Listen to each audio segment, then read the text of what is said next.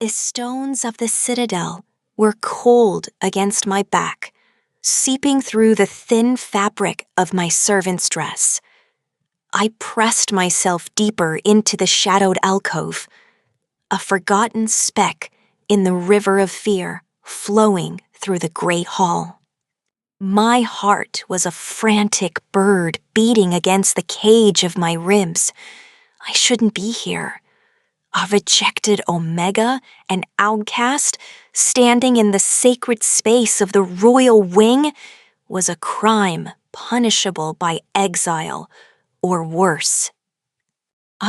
The scent of his agony was a hook in my soul, pulling me forward through the hidden kitchen passages I knew so well.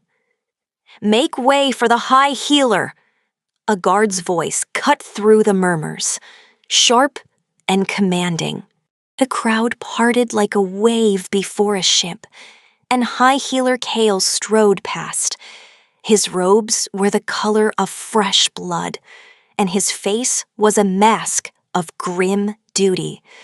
He was the 5th healer to answer the summons this week. The others had left with their tails between their legs, their magic useless against the affliction devouring our Alpha King from the inside out. Through the forest of bodies, I saw him, Kalen, the Alpha King of the Silver Veil Howlers. The most powerful wolf in all the northern territories, brought to his knees on the cold marble floor. His massive frame was racked with tremors, muscles coiled so tight I thought they would snap. Dark, pulsing veins crawled across his chest and arms, a grotesque map of his suffering. This was not a simple illness. This was a war being fought within his own skin. "Papa," the small, clear voice pierced the heavy silence, and my breath caught in my throat. Little Princess Ilara, no more than 6 winters old, strained against her governess's grip. She hadn't spoken a word since her mother's tragic passing a season ago. Not a single sound, until now. "Let me go! Papa needs me!" she cried, her small voice thick with tears. High Healer Kale knelt, his hands igniting with the familiar golden light of his healing magic. The air hummed with power. But the moment his glowing fingers touched Kalen's fevered skin, the Alpha King's body arched violently off the floor. A sound tore from his throat, a raw, shattered howl of pure torment that was neither human nor wolf. But something born of both and trapped between. "By the great moon!" Kale gasped, recoiling as if burned. "His wolf? It is tearing him apart. It attacks any magic I try to use. It no longer recognizes a healer's touch." "Then make it recognize." Prince Theron, the king's younger brother, stepped forward. His silver hair was impeccably styled, his eyes cool and calculating. I'd always felt a chill in my bones when he passed me in the halls during my brief time as a scullery maid. "You are the most renowned healer in the realm. Do your duty." "I cannot heal what I cannot touch," Kale replied, his voice trembling with a frustration he could not hide. His wolf sees all magic as a threat. "It is a madness I have never encountered." "How long?" Farron's voice was steady, too steady for a man watching his brother die. "Hours," Kale admitted softly. "Perhaps less." A collective gasp of despair swept through the hall. My own eyes stung with unexpected tears. I had only served in the citadel for a few months before my rejection, but I had seen King Kalen's strength, his fierce devotion to his people. He was a good Eltha. He did not deserve this end. There must be something we haven't tried. The Beta, a grizzled warrior named Rorik, stepped forward, his scarred face etched with desperation. We have tried everything. Hale's composure finally broke. Moon-blessed elixirs, purging rituals, even phoenix tears. Nothing can reach his wolf without sending it into a deeper frenzy. Another violent convulsion seized the king's body. This time, when his head flung back, his eyes, wild amber gold orbs, locked directly onto my hiding place in the shadows. My blood turned to ice. It was impossible. He couldn't see me, but he did. And in that one searing moment, I didn't just see the madness. I saw a plea, a desperate, soul-deep cry for help that didn't travel through the air, but through something deeper, something that resonated in the very marrow of my bones. My hands began to tremble, a familiar cursed tingling awakening beneath my skin, the same tingling that had marked me as different since childhood, that had gotten me labeled cursed and led to my ultimate rejection. He flared to life now, a strange warmth spreading up my arms. No, I whispered to myself, the sound lost in the tense atmosphere. Not here. Please, not now. But his gaze held mine, unwavering. His lips, cracked and bloodied, formed a single silent word. Please. And then I was moving. I don't remember deciding to step out. My body simply acted, pulled by that bone-deep instinct, by the strange energy humming under my skin. I stepped from the shadows into the torchlight. The reaction was immediate. A wave of shock and disgust rippled through the hall as every eye landed on me. I felt their stares like physical blows. The outcast? The wolfless one. The cursed Omega. What is this creature doing here? Prince Theron's voice dripped with venom. Guards, remove this filth at once. Wait. The word tore from my throat, a ragged, broken sound. I had not spoken in public since the day of my rejection, when my silence had sealed my fate. My voice was a ghost of what it once was, but it carried in the stunned silence. I think I can help. High Healer Kale let out a bitter, disbelieving laugh. You, a rejected Omega with no wolf, no training, no magic? You think you can succeed where the finest healers of the realm have failed? My legs felt like water, but I forced them to carry me forward. The crowd fell back, their horrified fascination creating a path for me. I could hear their hissed whispers. The cursed girl, she brings ill omens, abomination. I knelt beside the Alpha King. Up close, the devastation was even more horrifying. Sweat soaked his skin, and the dark veins pulsed with a malevolent life of their own. He was burning up, his life force being consumed by this internal battle. Do not touch him, Kale warned sharply. His wolf will rip you to pieces. But my hand was already moving, drawn by that same inexplicable pull. My fingertips, pale and trembling, brushed against the scorching skin of his arm. The world exploded. A shockwave of pure silver energy erupted from the point of contact, throwing everyone back a step. The torches flickered and dimmed. The Alpha King's body went utterly, completely still. A tremor ceased.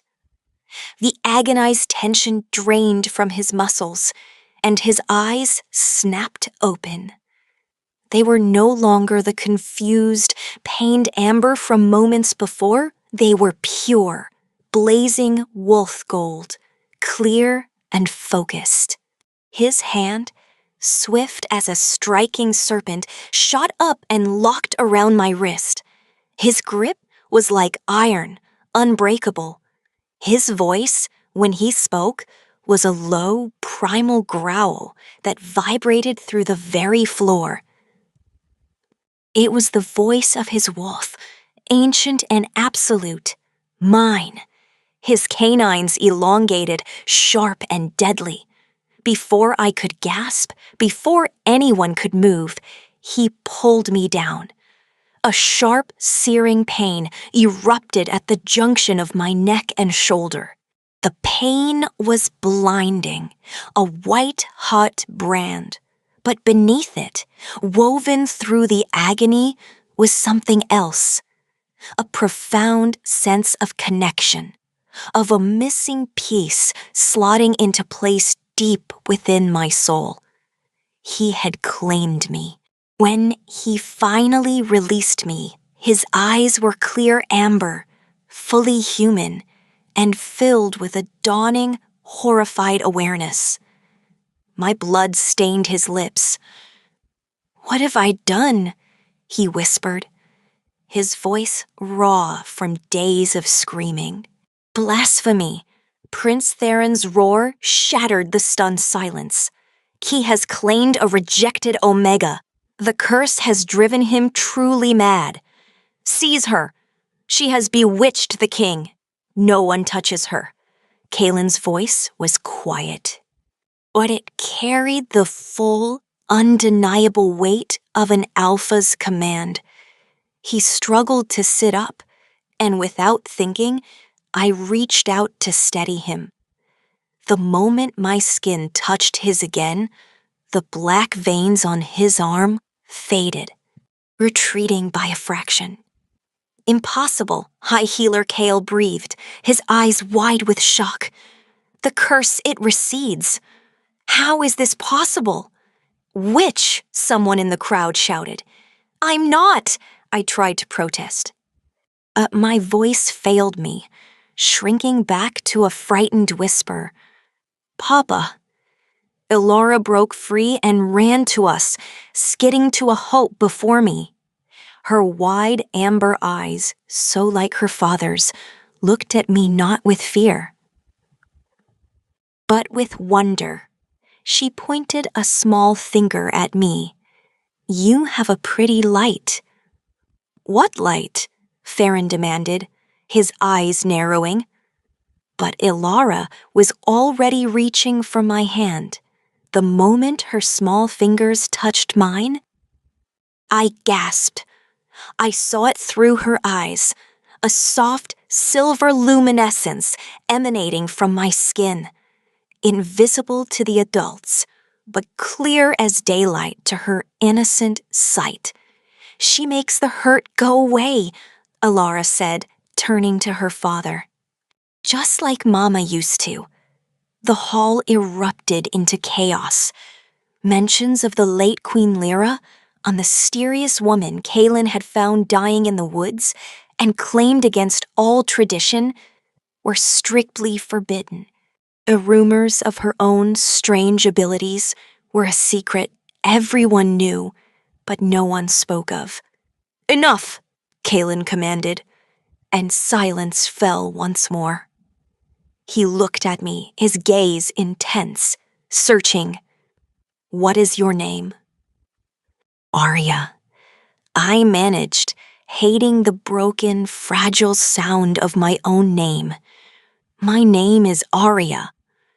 "Arya," he repeated, and my name on his lips sounded like a vow. Then he looked out at his people, his strength returning with every second our skin remained connected. This woman is my mate, chosen by my wolf in our darkest hour. Any who challenge this, challenge me. Brother, Ferryman stepped forward, his face a mask of concerned reason, though I saw a flicker of something colder in his eyes. You are not yourself. The curse has clouded your judgment. Once you are recovered, you will see the impossibility of this. A rejected Omega cannot be our Luna Queen. Cannot? Kalen's eyes flashed with gold fire. I am your Alpha. I decide what is possible in my kingdom. But even as he spoke the words, I felt a tremor run through him. The brief clarity was fading. The curse was fighting back, the black veins beginning to darken and advance once more. My lord, High Healer Kale approached cautiously. The claimant has stabilized you for now, but the root of the curse remains. May I examine the bond? Kalen gave a curt nod, though his grip on my arm tightened possessively. Kale's hands glowed with a gentle golden light as he held them over where we touched. His expression shifted from suspicion to sheer bewilderment. This defies every law of nature I know, he murmured. Her wolf! She has no wolf, Ferryman interjected. That is why she was cast out. Born broken, wolfless. She is not wolfless, Kale interrupted, his voice filled with awe. Her wolf is not dead. It sleeps. It has been hidden so deep within her that our ceremonies could not detect it. But the Alpha's claim, it calls to it. It is trying to wake it. The world tilted around me. My whole life, I had been told I was a mistake, an abomination. The rejection ceremony at 16, when I stood under the full moon and failed to shift, had been the final, humiliating proof. To hear that my wolf was merely sleeping, it was a hope I had long since buried. That is why, Kalen said suddenly, his breathing growing labored again. My wolf recognized what others could not see. You were never broken, Arya. You were waiting. His legs buckled, and we both sank to our knees. The dark veins surged across his skin like spilled ink, and a silent howl of agony echoed behind his eyes. No! I pressed both my hands to his chest, desperate. The tingling under my skin erupted into a blaze, and for a breathtaking moment, a flash of pure silver light flared between us. The veins retreated again, but not as far as before. It is fighting her, Kale observed, his voice grim. The curse recognizes her light as a threat. Then we remove the threat, Ferryman said coldly, though his voice lacked its earlier conviction. If you harm her, Kalen's voice dropped to a deadly whisper, his claws extending. I will tear out your throat myself. Brother or not, you prove my point. Ferryman gasped, taking a step back, genuine fear in his eyes. This violence, this lack of control, the council will never accept this. They will never accept her. As if summoned by his words, a deep, resonant horn blast echoed through the citadel. 3 long, solemn notes. The Council of Elders was convening. perfect timing, Ferryman said, a tight, humorless smile on his face. They will settle this matter. They will see reason. Kaelin released a heavy breath, turning to me. Can you stand? I nodded, though my whole body trembled. The claiming bite on my shoulder throbbed with a rhythm that matched his heartbeat. And through that new, fragile connection, I could feel the storm of his emotions, pain, fury, and beneath it all, a fierce, desperate protectiveness that made my head spin. Papa, I'll help, Elara said. Grabbing my free hand, together the little princess and I supported the Alpha King as we turned to face the council. But as we moved, I heard Prince Theron lean close to one of his guards, his voice a venomous whisper. Send a raven to the Shadowfang Pack. Inform them we have found their escaped Omega. I am certain they will be eager to have her back. Ice flooded my veins, colder than the Citadel stones. The Shadowfang Pack? The ones who had rejected me, who had tried to break me. If they came for me... Kaelin's hand found mine, his fingers lacing through mine. And through our new bond, I felt his promise solid as granite. No one will take you from me. But as we entered the vast, intimidating council chamber and saw the 5 ancient elders seated in judgment, their faces carved from stone and tradition, I feared that not even an Alpha King could stand against the combined weight of law, prejudice, and the army that was surely on its way. Elder Marcus, the eldest among them, stood slowly, his staff tapping on the floor. Kaelin, of the Silvervale Howlers, you stand accused of violating sacred law by claiming a rejected Omega. The punishment for this transgression is... Wait! Alara's voice, clear and sharp, cut through the formal pronouncement. Look what happens when she lets go. Before anyone could stop her, the little princess yanked my hand away from her father's side. The effect was instant and horrifying. Kaelin collapsed as if struck, his body convulsing violently. The black veins surged across his skin like a tidal wave, and a choked, guttural howl was torn from his throat. Stop, I cried, breaking free from Alara and dropping to his side.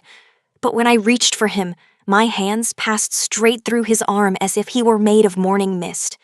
No, I gasped, swiping at his form again. Finding nothing but cold, empty air. What is happening? I cried, my voice cracking with terror. The council's judgment has begun, Elder Marcus intoned, his voice devoid of all emotion. The sacred laws are absolute. An improper claiming must be severed. You are being removed from each other's reality. In moments, the bond will be as if it never existed. I watched in utter horror as Kaelin became more and more translucent. His mouth formed my name, but I could no longer hear the sound. The claiming mark on my shoulder burned as if dipped in acid. Please, I begged, my broken voice barely a whisper. You are killing him. The Alpha King's death is a tragedy, Elder Marcus said coldly. But the law is... He never finished. Something deep within me, something older than memory, older than thought, roared to life. My vision washed in blinding. Brilliant silver. And when I screamed, it was not with my broken human voice. It was the earth-shattering, soul-rending howl of a wolf that the world believed was dead. The howl that tore from my throat was not a sound of despair, but of pure, unbridled power. It was a declaration of existence. The very stones of the council chamber trembled in response, and the ancient stained glass windows that depicted the history of our kind splintered into 1,000 glittering shards, raining down like crystalline rain. My vision was bathed in silver. I could feel every wolf in the room, their hearts beating in a frantic, fearful rhythm. But most of all, I could feel him, Kalen. His essence, which had been fading into nothingness, solidified. His amber eyes, wide with stunned disbelief, locked onto mine. "What magic is this?" Elder Marcus breathed, his staff clattering to the floor as he took an involuntary step back. "That is no mere magic," whispered Elder Anya, the only female on the council, her aged face pale with awe. "That is the cry of a starlight wolf. They have been lost to legend for 500 years. I barely heard them. My entire being was consumed by the fire awakening inside me. It was my wolf, not dead, not sleeping, but hidden, waiting, and now roaring to the surface with 18 years of pent-up fury and power. I could feel her, a magnificent silver creature of moonlight and shadow, clawing her way into my consciousness, demanding to be free. Kalen's form became solid once more, the severing spell shattered by the force of my awakening. He pushed himself up, his gaze never leaving me, a dawning reverence in his eyes. "Stop the severance," High Healer Kale shouted, his voice strained. "You do not understand what you are dealing with. A bond with a starlight wolf cannot be broken by force. To try would unravel the very magic that holds our world together. The law is clear," Elder Marcus insisted, though his voice lacked its earlier conviction. "A rejected Omega cannot—" "I was never rejected by the moon goddess." My voice rang out, strong and clear, no longer a broken whisper, but layered with the resonance of my wolf. The words came from a place of ancient knowing deep within my soul. I was concealed, protected, waiting for the one who would be worthy of my awakening, my true mate. "Convenient," Prince Theron sneered, though I saw the first flicker of genuine fear in his eyes. "You spin a pretty fairy tale, Omega, but you are still marked by the Shadowfang Pack's rejection. Their brand is upon you. Those like Emil did hurt me," I said, my voice dropping to a deadly calm. I reached for the collar of my dress, pulling it down to reveal the ugly raised scar on my shoulder, where the hot iron had seared my skin. But as the council watched, the scar began to shimmer. It shifted, melted, and reshaped itself into a new, intricate symbol, a crescent moon cradling a single brilliant star. "The mark of Selene," Elder Anya gasped, falling to one knee. "She bears the moon goddess's own sigil." "Tricks and illusions," Theron snarled. Drawing his sword, She is a witch, and I will not let her enchant this council. His movement broke the stunned silence. Guards reached for their weapons, but I simply turned my silver gaze upon him. You, I said, and the word carried the weight of absolute truth. You are the poison in this court. You have been feeding your brother wolfsbane laced with dark magic, slowly driving his wolf to madness. You wanted the throne for yourself. The accusation hung in the air, stark and terrifying. Lies. Theron's face was a mask of fury and panic. He lunged for me, but Kaelin was faster. In a blur of motion. The Alpha King was between us, his own claws out, his body a solid wall of protective fury. Is that why you insisted on personally overseeing my meals these past months, brother? Kaelin's voice was low and deadly. Your sudden concern for my well-being was touching. You have no proof, Theron spat. I do. The small, clear voice silenced everyone. Princess Ilara stepped forward, her little face set in a determined expression. Uncle Theron put the black drops in Papa's wine. I saw him. He said it was to make you strong, but it smelled bad, like the flowers in the dark forest that Mama told me never to touch. She held up a small, moonstone pendant that had been hidden beneath her dress. Mama's spirit blessed this pendant. She told me it holds 3 truths, to be used when they matter most. This is the first truth. Elora saw you. A child's testimony. Theron began, but Elder Anya cut him off.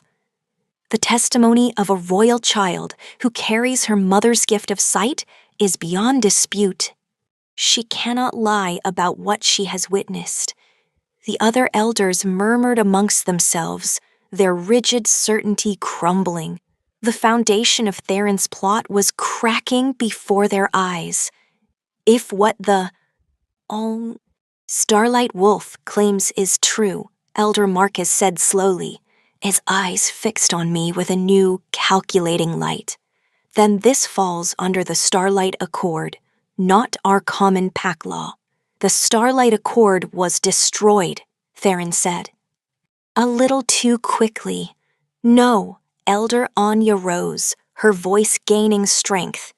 It was hidden, and I know where, but only a true Starlight Wolf can retrieve it. It is protected by trials that have killed every pretender who has ever attempted them. More delays. Theron's composure was fracturing. While you chase ghosts, our kingdom weakens. Our enemies gather at our gates because of the weakness you have shown. Because you have been whispering to them, Kaelin said. Understanding finally dawning in his exhausted eyes. You have been orchestrating this for a long time. But why, Theron? Was a crown truly worth our brotherhood? Before Theron could answer, a frantic horn blast echoed from the battlements. Not 3 notes, but 5, sharp, urgent, and repeated. Invasion. A guard covered in dust and blood burst into the chamber. My lords, the Shadowfang Pack is at our gates. Alpha Vorlag demands the return of his rejected Omega. He has brought his entire war band. My heart turned to stone in my chest. Vorlag. The name was a nightmare given form. The Alpha who had wanted to claim me by force when I failed to shift, who had ordered me branded when I fought back. The memories rose like specters, choking me. Perfect, Theron said, a grim smile twisting his lips. Now we shall see, brother. Will you start a bloody war over a single cursed Omega? Or will you uphold the law and surrender her to her rightful Alpha? Kalen pulled me against his side, his growl vibrating through my body. I will paint these walls with the blood of any man who tries to take her from me. And that, Elder Marcus said heavily, is the heart of the problem. Your judgment is compromised, Kalen. The poison may have induced the madness, but this violent possessiveness, that is all you. He turned his ancient eyes to me. You have one day. Retrieve the Starlight Accord and prove your lineage. If you fail, you will be handed over to the Shadowfang Pack to avert a war, and the claiming will be dissolved. She does not go alone, Kalen commanded. She must, Elder Anya said, her expression sympathetic but firm. The trials are for her bloodline alone. You cannot face them for her. But, she looked at Alora, the Starlight Heir may accompany her. The path recognizes the blood of the last queen. Absolutely not, Kalen's voice was raw. I will not risk my daughter. Papa? Ilara said, her voice steady and far older than her 6 years. Mama told me in a dream. She said when the Starlight Lady came, I must help her find the moon's book. She said it is my purpose. The pendant will protect me when the time is right. Through our bond, I felt Kalen's anguish, a torrent of fear and love so powerful it stole my breath. I squeezed his hand, trying to pour all my newfound strength into him. Vorlag grows impatient, another guard yelled from the doorway. He says if the Omega is not produced, he will storm the gates. Stall him, Kalen ordered, his eyes still locked with mine. Tell him she is being prepared for transfer. That will buy us time. Elder Anya led us to a hidden archway behind the council thrones, etched with phases of the moon. The path to the Accord begins here. But child, she looked at me with profound sadness. Many of your kind have attempted this. None have returned. What makes you think I will be different? I asked, my moment of divine power fading, leaving only a frightened girl in its wake. Because you are still standing after a direct claiming bite while your wolf was dormant, she replied. That alone makes you the strongest Starlight candidate in living memory. But strength alone will not save you. The trials test 3 things: heart, spirit, and truth. Fail any one, and you will be lost forever. Kalen cupped my face, his thumb stroking my cheek.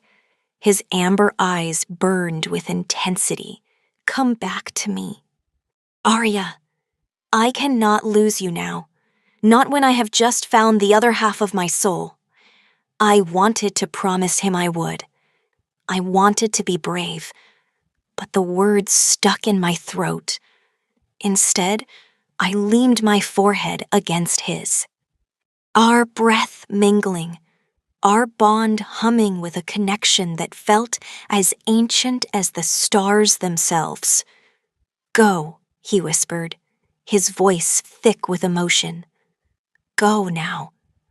I took Ilara's small, trusting hand in mine.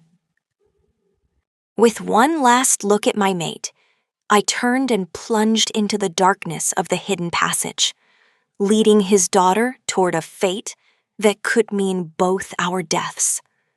The passage swallowed us whole. The air grew cold and still, smelling of damp stone and ages long past. The only light came from strange phosphorescent moss that clung to the walls, pulsing with a soft, greenish glow that felt like a heartbeat from the earth itself.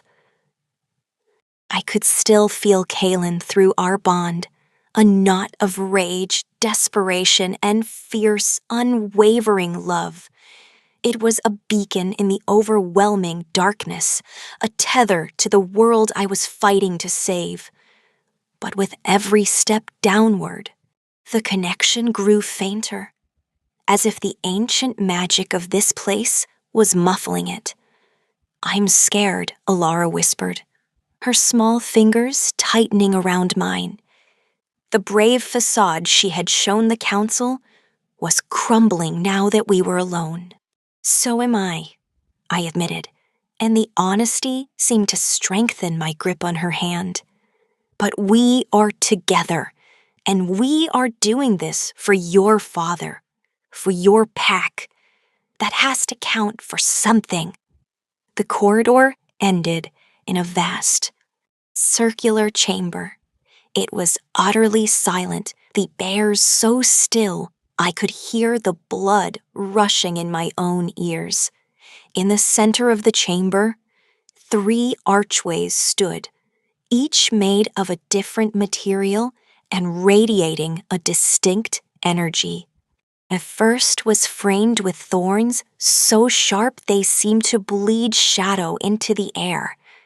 The second was woven from what looked like living, weeping willow branches, from which fell a continuous, silent rain of tears that vanished before they hit the floor. The third was a perfect, shimmering pool of mercury, its surface reflecting nothing. There were no markings, no instructions. "Heart, spirit, truth," I murmured, remembering Elder Anya's words. "But which is which? And which do we choose first?" A voice, soft and melodic yet devoid of warmth, echoed from the very stones around us. The one who would be Starlight must first prove the strength of her heart. Choose the path of courage. But know this, only one may walk it. The child must remain here. "No," I said immediately, pulling Alara closer. "I won't leave her." "Then you both fail," the voice replied, implacable, "and the Alpha King dies." The floor beneath us trembled slightly. Through our fading bond, I felt a spike of sharp, physical pain from Kaylin. The battle above had begun. Time was a luxury we did not have. "I'll be okay, Arya," Ilara said, her voice small but firm. She touched her moonstone pendant. "Mama is with me. You have to be brave so we can save Papa." My heart felt like it was being torn in two. To leave this little girl alone in the darkness went against every instinct I possessed. But her eyes, so full of a wisdom beyond her years, held mine. She trusted me. She believed in me. "I will come back for you," I promised. Kneeling before her, "I swear it on my life." "I know," she whispered, and she gave me a tiny, brave smile. Steeling myself, I turned towards the archway of thorns. As I approached, the sharp branches writhed like serpents, creating an opening just large enough for me to pass. I took a deep breath, stepped through, and heard the thorny vines snap shut behind me, sealing me in.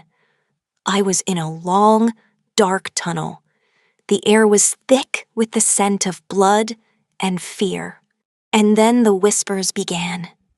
"You are nothing, a rejected Omega, a curse." It was the voice of the Shadowfang Alpha who had branded me. "You will never be one of us. You are broken," hissed the memory of my childhood tormentors. Your parents died because of you. Your very existence is a blight. This was a new voice, colder and more cruel than the others. Phantom hands clawed at me from the shadows. I saw visions of Kalen dying on the throne room floor. His eyes accusing me. I saw Ilara, lost and crying in the dark, calling my name. I saw the Silver Veil Pack slaughtered, their blood on my hands because I had failed. This was the trial of heart. It was not testing my physical courage, but my spirit's ability to withstand despair. The thorns were not just on the walls. They were in my mind, trying to shred my hope, my will to continue. I am not broken, I gasped, pushing forward against the psychic onslaught. I am Starlight. You are a lie, the voices shrieked in unison. You will fail him. You will fail them all. It's all you have ever done. I fell to my knees, the weight of their accusations crushing me. They were right. I had failed my pack. I had failed to shift. I had run away. What made me think I could save a king?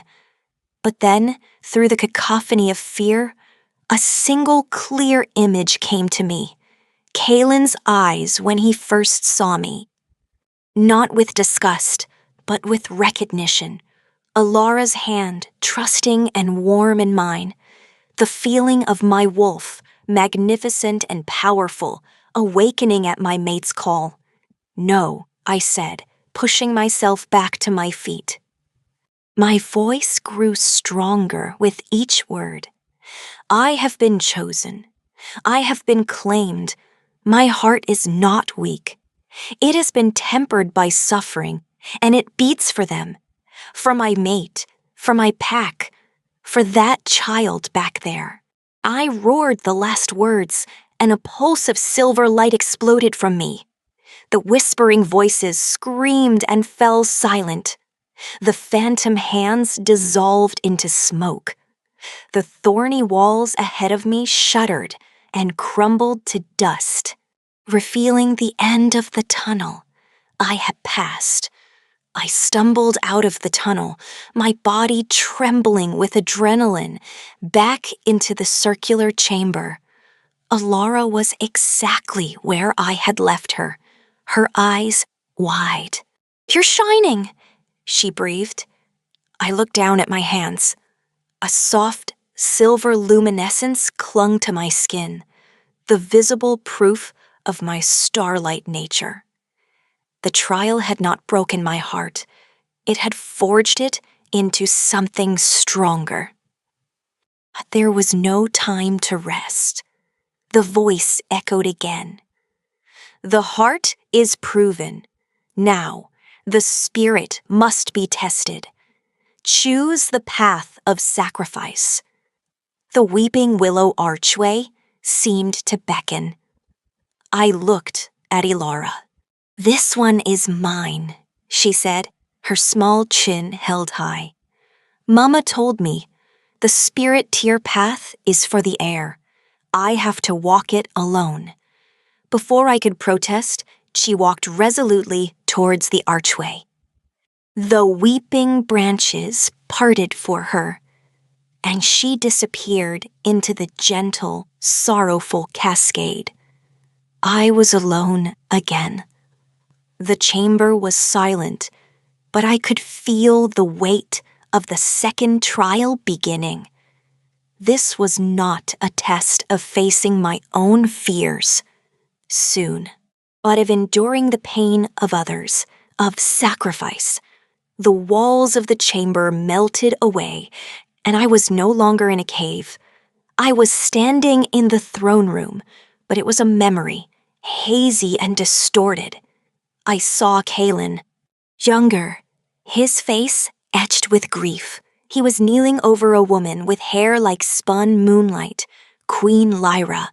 She was dying, her lifeblood, silver like mine, seeping into the stones. "Claim me," she was whispering. Her voice faint, not for love but for the child I carry. She will be needed when the starlight returns. The vision shifted.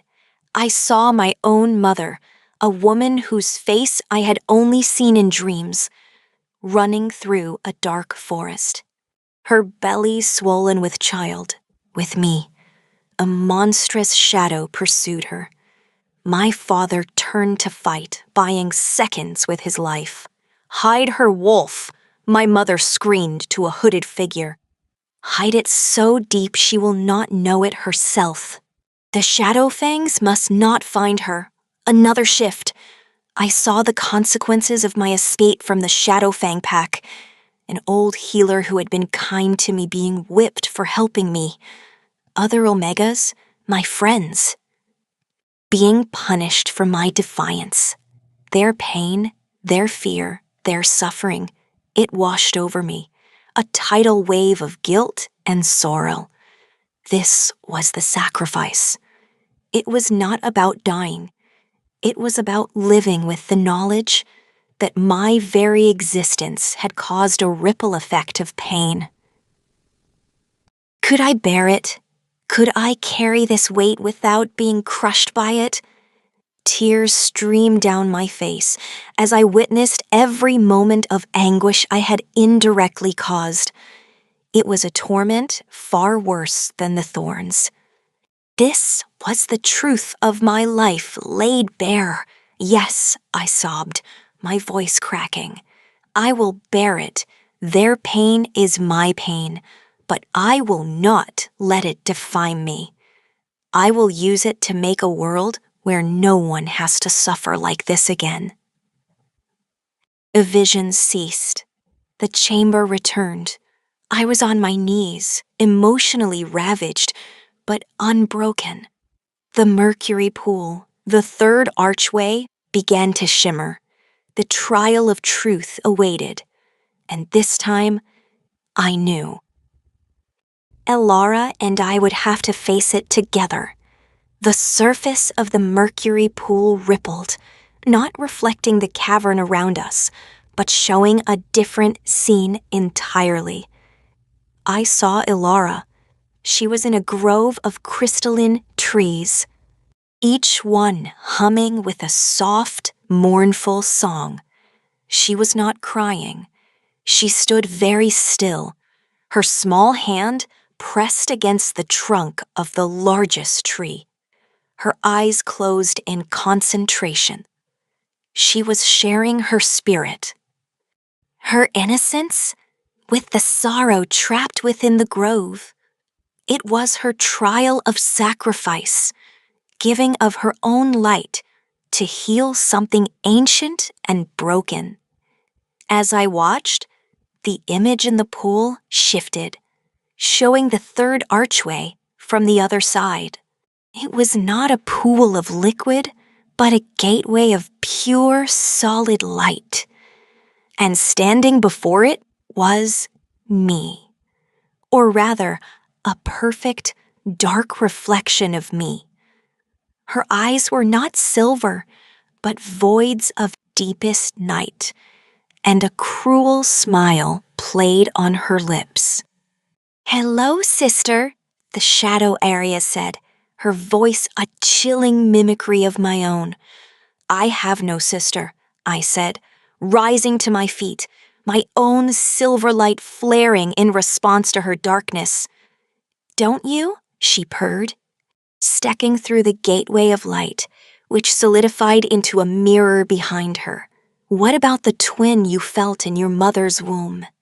The one whose soul was bound to yours before you were even born? The one the Shadow Fangs kept when you escaped?" Her words struck me with the force of a physical blow. A twin? A flicker of a memory, a feeling of another presence, a shared heartbeat in the darkness. It surfaced from the deepest part of my soul. It felt true. "You lie," I whispered, but my conviction wavered. "Am I?" The shadow gestured, and the mirror showed a young woman in a dim stone cell, She was my mirror image, identical in every way, but for the dead. Hopeless look in her eyes, and the faint, ugly brand of rejection still visible on her shoulder. She was heavily pregnant. "Her name is Lyra," the shadow said, savoring my shock. "Named for the late queen." In mockery, Alpha Vorlag believed he had the starlight heir. He broke her, but he could never wake her wolf. He kept her, hoping her bloodline would still give him powerful offspring. But now that he knows you are the true starlight, awakened and claimed, he will come for you with everything he has, and he will kill her. The vision in the mirror showed Vorlag, his face a mask of brutal rage, backhanding the girl, Lyra, my sister. "When I have the other one, I won't need you or your brat." Rage, white hot and pure, exploded within me. "No, yes," the shadow hissed, slinking closer. "That's it. Feel the anger. It is your birthright. You could have such power." "Arya, you could crush Vorlog, take back your sister, rule beside your Alpha King, not as a symbol, but as a true queen of night and terror. All you have to do is embrace the shadow within. Embrace me." She was the embodiment of the easy path, the path of fury and domination. The promise of saving everyone through sheer, terrifying power was seductive. "Join with me," she whispered, her dark eyes gleaming. "Together, we would be unstoppable. We could have vengeance for all the pain you have suffered, for all the pain your sister suffers now." I looked at my dark reflection.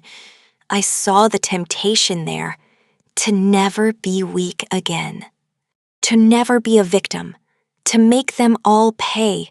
But then I thought of Kalen. I thought of the love in his eyes, a love that saw my light, not my darkness. I thought of Alara, whose spirit was so pure she could heal crystalline trees with her compassion. I thought of my wolf, a creature of starlight, not shadow. This was the trial of truth. The truth of who I was and who I would choose to be. "You are not my shadow," I said, my voice steadying. "You are my fear. You are the lie. That power must be cruel to be effective. I reject you." I reached out not to strike her, but to touch the mirror. My fingers, glowing with soft silver light, pressed against the cold surface. "I choose light," I whispered. "I choose love." The shadow Arya screamed, a sound of shattering glass and dying echoes. She fractured into 1,000 pieces, and the mirror dissolved into a shower of harmless, glittering dust. On the other side, Ilara stood, her hand outstretched as well. She had completed her trial at the same moment. Her eyes met mine, and she smiled. "You found the truth," she said. "We both did," I replied. The circular chamber dissolved around us. We were no longer underground. We stood in a library that seemed to be carved from a single massive geode. The walls were crystalline, and in the center, on a pedestal of moonlight, rested a book. Its cover was of night sky, embroidered with constellations that actually twinkled. The Starlight Accord. As one, we approached it. I could feel its power, ancient and benevolent, humming in the air.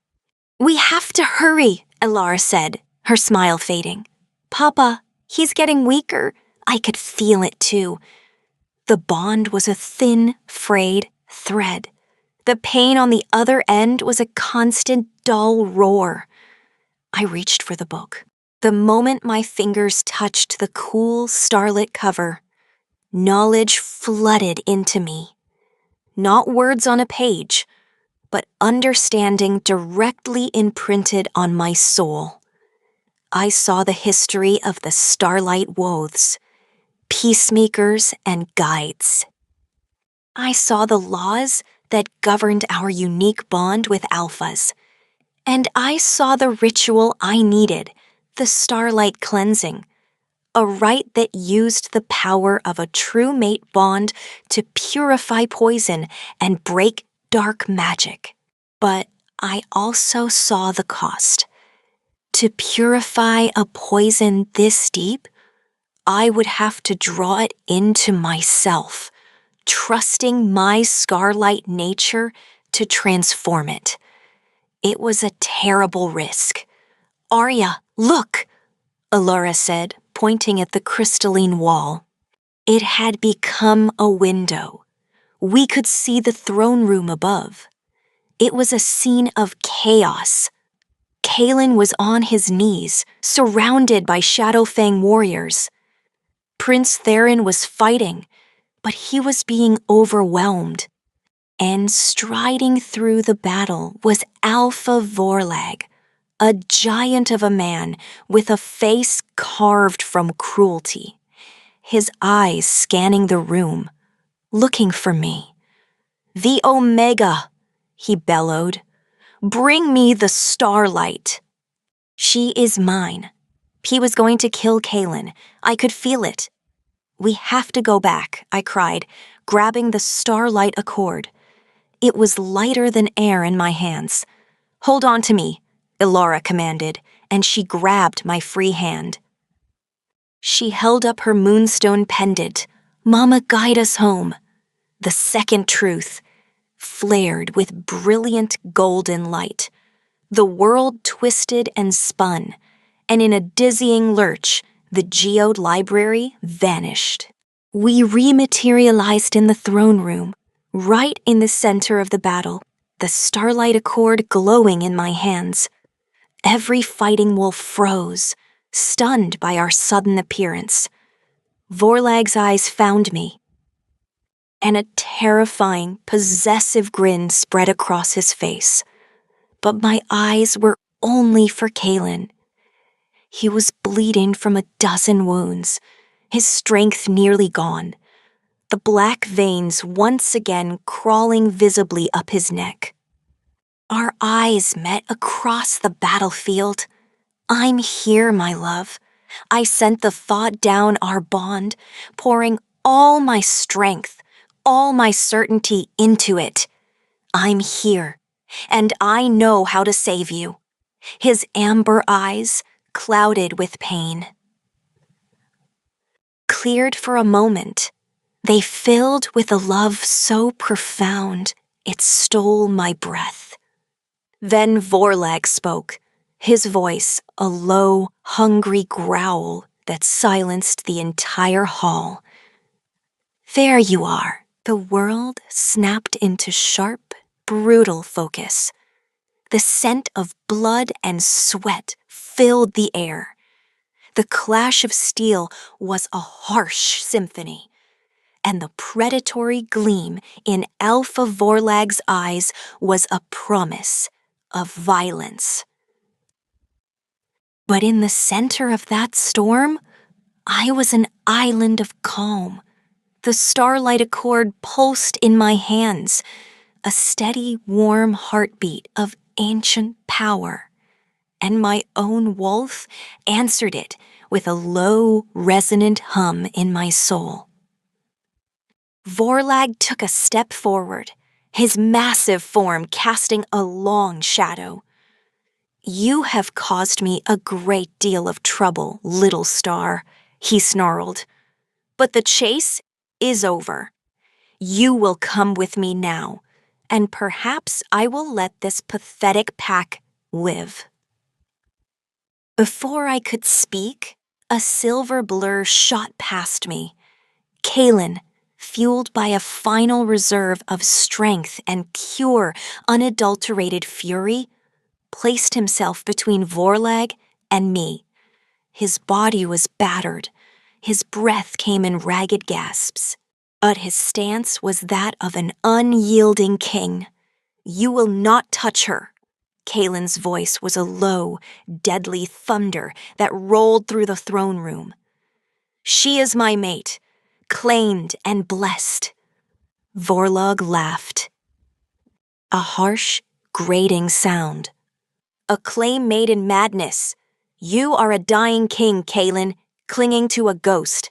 She is a Shadowfang Omega, and I am here to collect what is mine." "She is not a thing to be collected."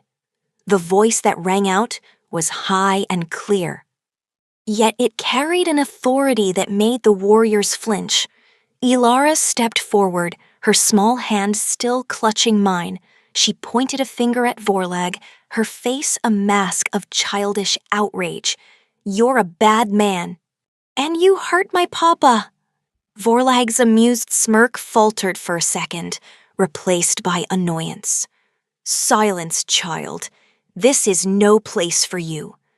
"The child speaks the truth," I said, my voice layered with the resonance of the Starlight Accord. It was no longer just my voice.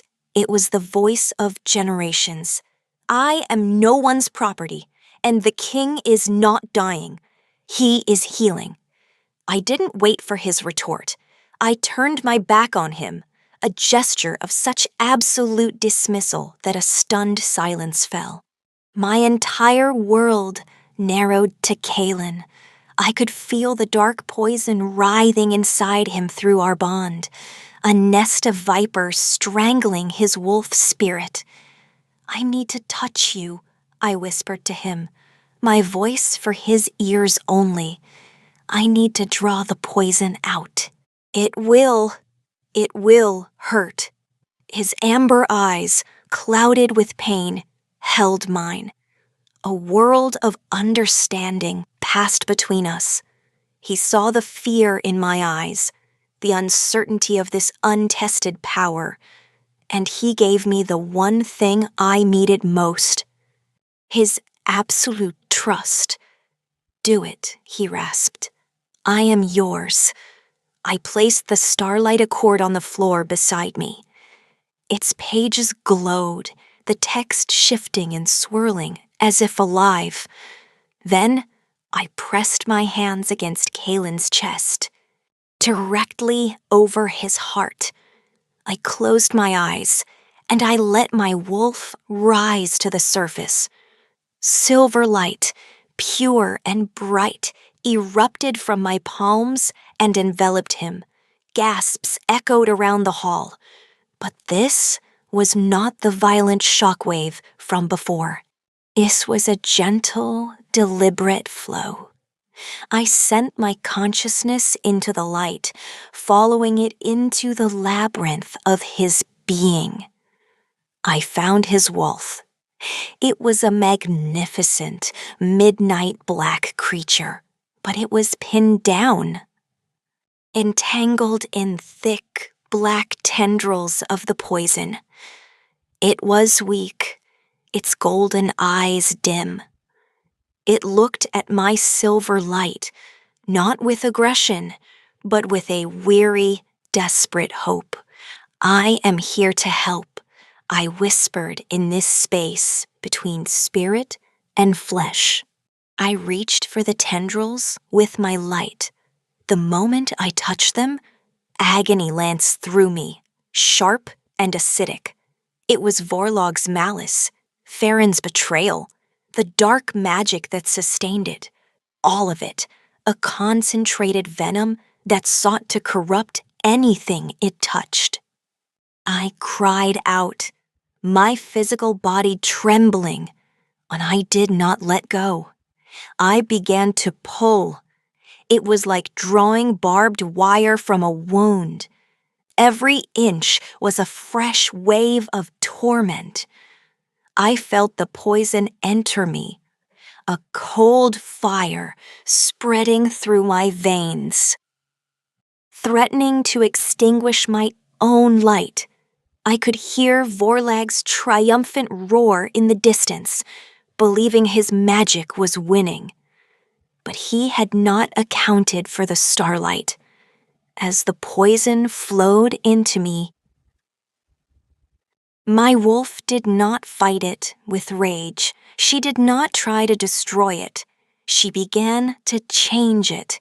The memory of the trial of truth flashed in my mind. The choice between shadow and light. This was the practical application. My starlight essence wrapped around the corrosive darkness, and slowly, painstakingly, I felt the hatred within it begin to unravel. It was like spinning straw into gold, turning lead into light. The venomous black tendrils, once inside me, began to glow with a soft silver sheen. In the throne room, everyone watched, mesmerized. The black veins on Kalen's body didn't just fade. They lit up from within, with my silver light, and then dissolved into nothingness. The color returned to his face. His back straightened. His breathing deepened. And then his eyes opened. They were no longer clouded with pain or madness. They were the clear, fierce, vibrant amber of the Alpha King. Fully restored. The power that radiated from him was immense, but it was a controlled, focused power. The storm had passed. He looked at me, and his gaze was full of such awe and love that it made my heart ache. But the cost was real. I swayed on my feet, the transformed energy a heavy, foreign weight inside me. I had purified the poison, but containing it was a tremendous strain. Arya! Kalen's arms were around me, holding me up. Vorlag's triumph had turned to sheer, incandescent rage. "What have you done?" he screamed. "That is my power." "It was never yours to wield," I managed, my voice strained. "It is perverted, unnatural. I will tear it from your corpse." Vorlag shifted. His wolf was a hulking, brutish beast, all muscle and rage. He lunged. Kalen moved to meet him, but he was still weak, and I was clinging to him. It was Prince Theron who intervened. He threw himself in front of Vorlag's charge, his own smaller wolf slamming into the Alpha's flank. It was a desperate, suicidal move. Vorlag swatted him away like a fly, sending him crashing into a pillar. But the distraction was enough. Enough! Kalen's voice was a command that shook the foundations of the citadel. He gently pushed me behind him, his own transformation swift and majestic. His wolf was a creature of shadow and grace, larger than before, his fur tipped with what looked like silver starlight, a permanent mark of our bond. The two alphas circled each other, the air crackling with tension. "A challenge is made," Elder Marcus intoned, his voice formal. "The rule of the Silvervale Howlers is at stake." This was no longer about me. This was about the kingdom. I watched, my heart in my throat. As the two titans clashed, it was a brutal dance of tooth and claw. Kalen was faster, more agile, but Vorlag was a battering ram of pure hatred. Through it all, I felt the strange, transformed energy inside me stirring. It wasn't poison anymore, but it wasn't entirely mine. It was waiting. The fight turned. Vorlag, in a cunning move, feigned injury, and when Kalen moved in for the decisive blow, the Shadow Fang Alpha twisted and his jaws closed around Kalen's hind leg. A sickening crunch echoed in the hall. Kalen howled in pain, and something inside me broke open. The energy I had absorbed, the purified power of the curse, surged out of me. It did not attack Vorlag. Instead, it enveloped Kalen in a brilliant silver-gold aura. His wound knitted itself together before our eyes. His strength returned, multiplied. He threw Vorlag off with a roar that was half his, half mine. The Shadow Fang Alpha stumbled back, his eyes wide with shock and terror. He was not just facing Kalen anymore. He was facing the combined power of the Alpha King and the Starlight Wolf.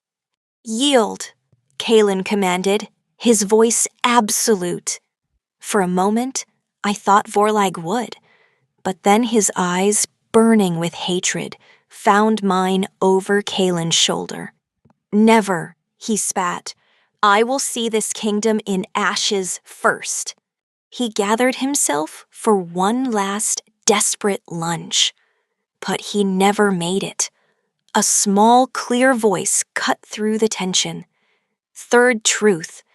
Ilara stood, her moonstone pendant held high. It blazed with the last of its stored power. But this light was different. It wasn't an attack, it was a revelation. A beam of pure white light shot from the pendant and struck Vorlag. He didn't scream in pain. He froze, his body rigid, his eyes wide open. And then, projected for all to see on the great wall of the throne room, were his memories.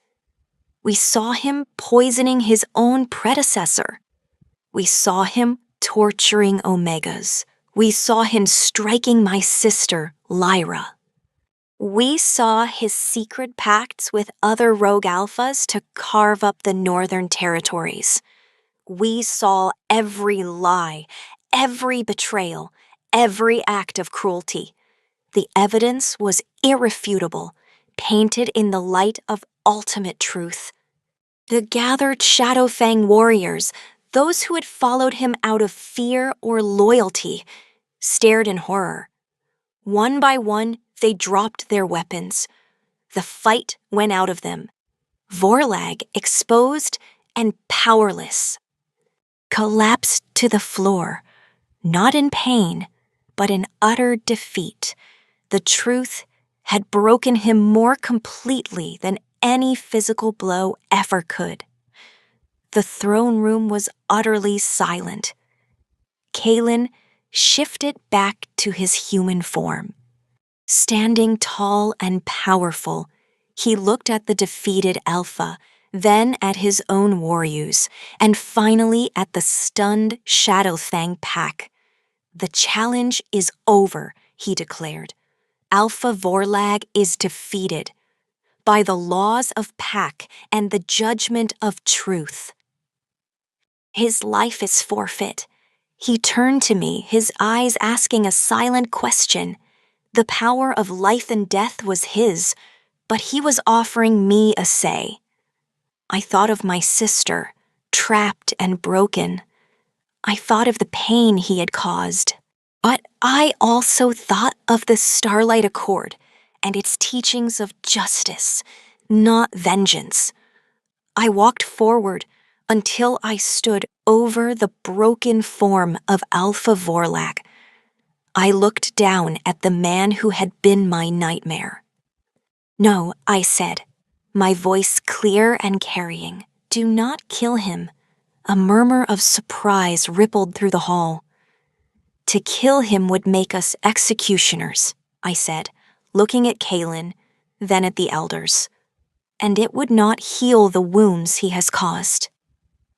The Starlight Accord speaks of balance, of consequences that fit the crime. I note, so my face was level with Vorlag's. His eyes, full of hate, met mine. You sought to steal power, I whispered. So only he could hear. You sought to break spirits, so that is what you will lose. I placed my hand on his forehead. My silver light flared one last time. I did not take his life. I reached for the core of his being, for the connection to his wolf, and I did not sever it. I silenced it. I placed a permanent, unbreakable seal upon his wolf, locking it away deep inside him. He would live the rest of his life as a human, trapped in a body that could never change, never feel the wind in its fur, never hear the howl of its pack. For a wolf, it is a fate worse than death. A single tormented tear traced a path through the grime on Vorlag's cheek. A light in his eyes, the predatory alpha light, went out, leaving behind the hollow shell of a man. I stood up, my legs weak. The throne room was still silent, but the atmosphere had changed. The threat was gone. The air itself felt cleaner. Kalen came to my side, his arms slipping around my waist, holding me steady. He looked out at the assembled packs, Silverveil and Shadowfang alike. The war is over, he announced. Let this be a new beginning. But as the cheers began to rise, I looked towards the gates, towards the east, where the Shadowfang territory lay. My work was not yet done. My sister was still waiting. The silence in the throne room did not last long. It was broken by a slow, deliberate clapping. Prince Theron, leaning heavily against the shattered pillar, his face bruised and bloodied, was the source. The sound was not mocking, but held a bitter, self-directed irony. A new beginning, he echoed, his voice raw. He pushed himself upright, wincing in pain, and took a limping step forward. All eyes turned to him. You speak of new beginnings, brother? While I stand here as a monument to the rottenness of the old. He stopped before Kalen and me, and then, to the shock of everyone present, he dropped to one knee. He bowed his head, exposing the back of his neck in the ultimate gesture of submission. My life is yours, Alpha King, Theron said, his voice thick with a remorse that felt startlingly genuine. I have no excuses. My ambition blinded me. My jealousy festered until I became a weapon for a monster. I poisoned you. I betrayed our blood. I would understand if you demand my life. The hall held its breath. This was the moment. The traitor prince delivered and surrendering. The law was clear. The punishment for treason was death. Kalen looked down at his brother, his expression unreadable. I could feel the conflict raging within him through our bond, the betrayal, the hurt, warring with a lifetime of brotherly love. I placed a hand on Kalen's arm. The Starlight Accord speaks of redemption, I said softly. My words for him alone. It speaks of justice that heals rather than punishes. He does not deserve your mercy, Starlight. A Silverveil warrior growled from the crowd. Perhaps not, I answered, raising my voice just enough to be heard. But is mercy something one deserves? Or is it something we give to prove we are better than our enemies? I looked at Farron, at the genuine tears of shame now mixing with the blood on his face. I saw the broken man, not the cunning prince. Vorlag's compulsion may have worn down his resistance, but the initial weakness, the envy, had been his own, and he was now drowning in the consequences. "Kaelin," I whispered, "a death ends a story. A punishment can write a new one." Kaelin's jaw tightened. He stared at his brother for a long, agonizing minute. Then he spoke, his voice echoing with finality. "I will not take your life, Farron," he said. A wave of surprise swept the room. "But you have forfeited your place as prince. You are stripped of your title, your lands, and your standing. From this moment, you are Omega." A collective gasp rippled through the nobility. To be made Omega was a social death, a fall from grace more profound than any prison.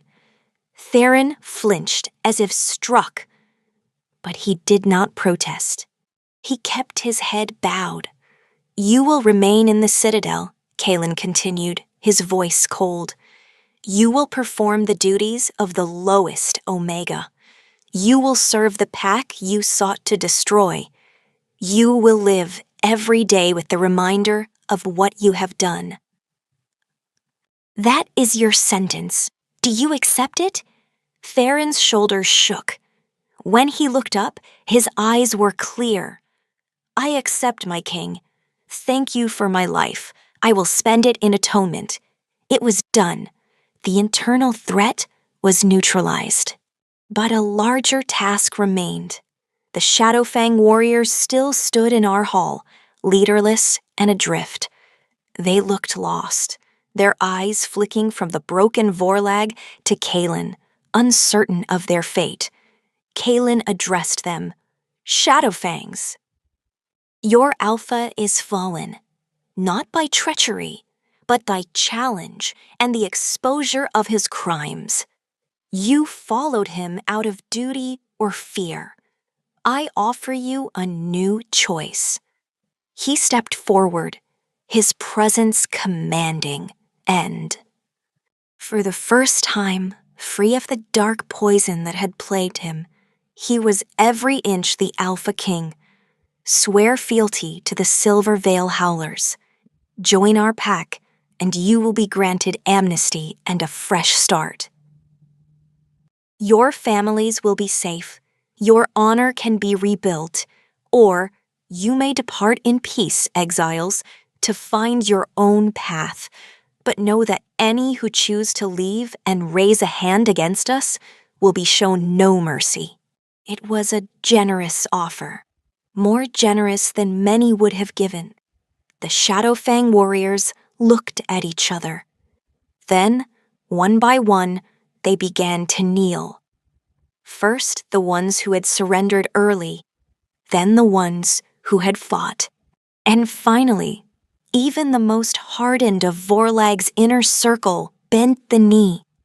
They had seen the truth. They had felt Kaelin's strength and my power. They saw a future here, which was more than Vorlag had ever offered. A wave of relief washed over me. The immediate crisis was over. The kingdom was secure.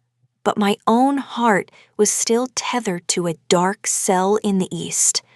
As if reading my thoughts, Kaelin turned to me. The formal mask of the king softened, and I saw my mate looking back at me. "Now," he said, his voice gentle, "we have a rescue to mount." Hope, sharp and painful, flared in my chest. "Lyra, we ride for the Shadowfang Keep at first light," he declared, his voice carrying to his newly expanded pack. "We go to reclaim what was stolen. We go to bring my mate's sister home." A roar of approval met his words. The pack was united, energized by victory and a new, righteous cause. The rest of the day was a blur of organized chaos. Healers tended to the wounded. The hall was cleared. The symbols of Vorlag's brief occupation were scrubbed away. I moved through it all in a daze. The starlight accord never leaving my side. Its presence a comfort and a guide. That night, for the first time, I did not sleep in the servants' quarters. A suite of rooms adjacent to Kalen's was prepared for me. It was grand and beautiful, with windows that looked out over the starlit mountains. It felt alien. I stood in the center of the vast bedroom, feeling like an imposter. A soft knock came at the door. It was Kalen. He didn't say anything. He just walked in, took my hand, and led me out onto the balcony. The night air was cold and clean. Below, the citadel was quieting, the torches casting a warm, peaceful glow. It does not feel real, I confessed, my voice small. Any of it. This room, the title, that I have a sister. He turned me to face him, his hands warm on my shoulders. It is real. Arya, you are real. What you did today, you did not just save my life. You saved my soul. You saved my kingdom, brushed a stray strand of hair from my face. And tomorrow, we will save your family. Tears welled in my eyes, not of sadness, but of overwhelming emotion. I leaned my forehead against his chest, listening to the strong, steady beat of his heart. Our bond was a quiet, golden hum between us. A constant, reassuring presence. I was so afraid, I whispered, in the trials, and when I was drawing the poison, I felt it trying to corrupt me. But it didn't, he said firmly, because your heart is pure. Arya, your strength comes from love, not from hate. That is a power Vorlog could never comprehend. We stood there in silence for a long time, under the blanket of 1,000 stars. The fear for my sister was still a cold knot in my stomach.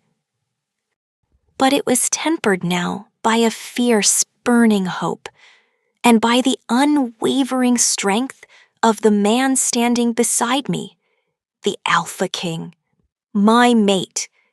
We were going to bring Lyra home. Dawn broke over the Silvervale Mountains in a blaze of crimson and gold. A defiantly beautiful contrast to the grim purpose that filled the Citadel's main courtyard. 50 of our finest warriors, a mix of seasoned Silvervale veterans and the most steadfast of the newly sworn Shadowfangs, stood ready. Their armor gleamed, and their faces were set with determination. At their head stood Kalen, a king riding to war not for conquest, but for liberation. I stood beside my horse, my fingers nervously adjusting the simple traveling cloak I wore over a tunic and breeches. The grand dresses of Aluna felt like a costume I had not yet grown into. The starlight accord was secured in a saddlebag, wrapped in protective cloth, its presence a tangible weight of responsibility. Ilara came running out, bundled in a warm cloak, her governess trailing behind her. She threw her arms around my legs. "You have to bring Aunt Lyra home," she said, her little face serious. "Tell her I have a pony she can ride." My heart squeezed. "I will tell her," I promised, kneeling to hug her tight. "You be brave for your papa and me." "I am always brave," she declared, though her lower lip trembled just a little. Kaelin lifted her into a crushing hug. "We will return before the moon is full again." My little star, be good for Elder Anya. With final orders given, we mounted up. As we rode through the citadel gates, the people lined the streets. They did not cheer. They bowed. They bowed to their king. And then, to my astonishment, they bowed to me. Their faces were full of a reverence that had nothing to do with fear and everything to do with gratitude. I had not just saved their king, I had given them back their future. We rode east toward the jagged, foreboding peaks that marked the border of the Shadowfang territory. The journey was swift and silent, a hard pace set by Kaelin. The landscape changed from lush, pine-scented valleys to rocky, barren gorges. The very air felt thinner, colder. As we drew closer, my connection to Liwa, that faint twin bond I had only just begun to acknowledge, grew stronger. It was a thin, pained thread, but it was there, a constant, dull ache of despair that echoed in my own soul. On the evening of the second day, we crested a ridge and looked down upon the Shadowfang Keep. It was a brutal, functional structure carved into the side of a mountain. All sharp angles and dark stone, it looked less like a home and more like a prison. Because it was. There are no guards on the outer walls. Rorik, the beta, observed, his sharp eyes scanning the fortress. The patrols are sparse. It seems Vorlag took almost his entire force to Silvervale. Their spirit is broken, Kaelin said, his voice low. They know their alpha is defeated. They are waiting for the hammer to fall. Then let's not keep them waiting, I said.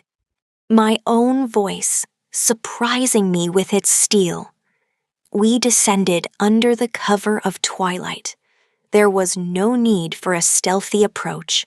Our arrival was a statement. The few guards at the main gate took one look at the Silvervale standard and the powerful Alpha at its head, and they simply dropped their weapons and opened the gates. Word of Vorlag's defeat had traveled faster than we had. We rode into the main bailey. The Shadowfang pack members who remained, mostly the old. The young and those too weak to fight emerged from their huts and barracks. They watched us with wide, fearful eyes, but there was no hostility, only a weary resignation. The acting commander, a grizzled old warrior with a deeply lined face, stepped forward and note. Alpha Kaelin, he said, his voice rough with disuse. The keep is yours. We offer no resistance. Where is she? I asked, dismounting before Kaelin could speak. My heart was pounding a frantic rhythm against my ribs. The Omega. Lyra. Where is she being held? The old warrior looked up at me, and a flicker of recognition and something like pity crossed his face. The dungeons, my lady, he said, gesturing to a low, ominous doorway at the base of the main tower. But you should prepare yourself.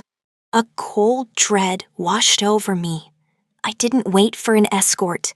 I ran. Arya! Kaelin called after me, but I was already pushing open the heavy iron-banded door and plunging down a narrow, winding staircase into the dark. The air in the dungeon was thick with the smell of mold, stale straw, and despair.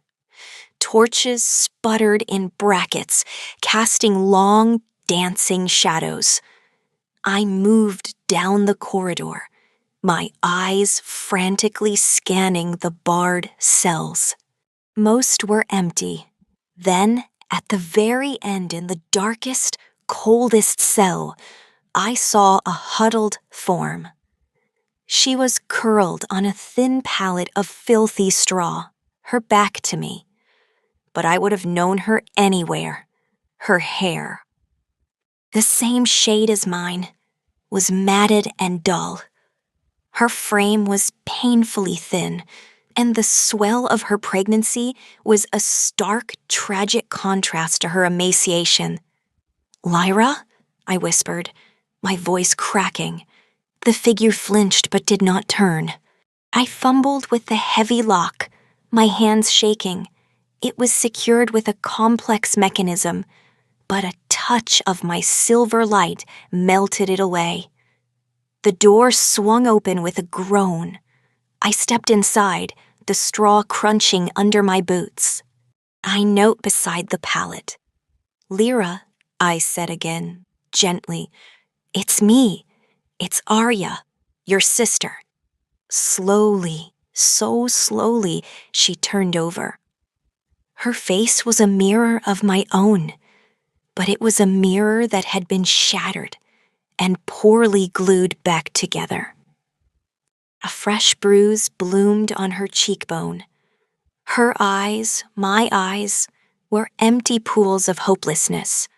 The Shadowfang rejection brand was still a red scar on her shoulder, a mark I had transcended, but which still held her captive.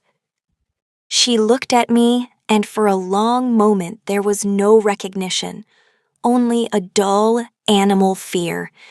And then it came, a flicker, a spark of memory, of a connection that not even years of torture could completely erase. Her lips parted. A dry, rasping sound emerged, barely a word. "Arya?" Tears streamed down my face as I reached out and took her cold, frail hand in mine. "Yes," I sobbed. The word a prayer of thanks. "Yes." "It's me. I'm here. I'm taking you home." Her fingers tightened around mine with a strength I didn't know she possessed. A single tear escaped the corner of her eye and traced a clean path through the grime on her cheek. In that touch, in that single tear, I felt the first fragile seed of hope take root in the darkness. The rescue was not over. The healing had only just begun. But we were together. At long last, we were together. The journey back to Silvervale was a slow, painful pilgrimage. We traveled in a covered wagon, Lyra cushioned by every fur and blanket we could find. She drifted in and out of a feverish sleep, her body racked by the strain of malnutrition and her advanced pregnancy. I rarely left her side, holding her hand, wiping her brow with a damp cloth, whispering words of comfort that felt woefully inadequate. Kaelin had taken charge of the Shadowfang Keep with a firm but compassionate hand. He left a contingent of his own warriors, led by a just and fair commander, to oversee the transition and ensure the pack was fed and cared for. There would be no reprisals. The message was clear. They were now under the protection of the Silvervale Howlers. And a new era was beginning, but my world had shrunk to the confines of this wagon and the fragile life within it. The twin bond I shared with Lyra, once a faint whisper, was now a raw, open wound. I felt her nightmares as my own. Flashes of Vorloc's cruelty, The cold of the dungeon, the crushing weight of despair. It was a torrent of pain that threatened to drown me. "She is fighting a battle you cannot fight for her, Arya," Kalen said softly one evening as he rode beside the wagon. His presence was a steady anchor in the storm of my anxiety. "I can feel her slipping away," I whispered, my voice thick with tears. "The baby, it's coming too soon. She's not strong enough. She is stronger than you know. She survived him. And now she has you." He reached through the canvas opening, his warm, calloused hand finding mine. "We have the best healers in the realm waiting for her. And she has a starlight wolf for a sister. Have faith." His words were a balm, but the dread was a cold stone in my stomach. The starlight accord lay beside me, but its wisdom felt distant, academic. This was not a curse to be purified with light. This was a soul that had been systematically broken. On the third night, as we made camp in the shelter of a pine forest, Lyra's condition worsened. Her breathing became shallow and rapid, and her skin was clammy. High Healer Kale, who had accompanied us, emerged from the wagon after a long examination, his face grave.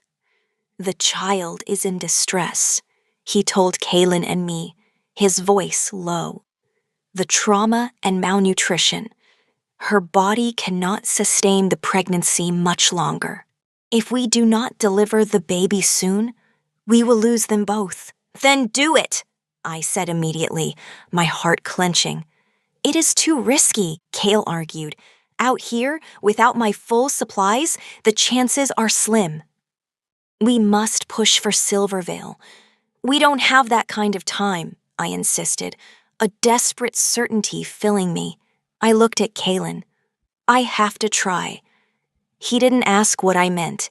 He simply nodded, his trust in me absolute. "Do what you must." "My love, we will make camp here."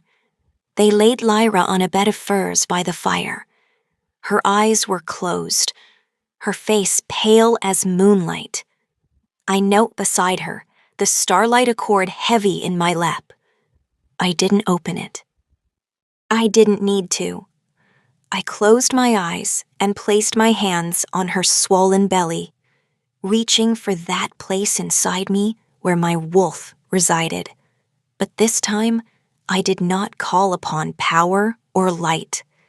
I did not seek to cleanse or transform. I thought of the trial of sacrifice.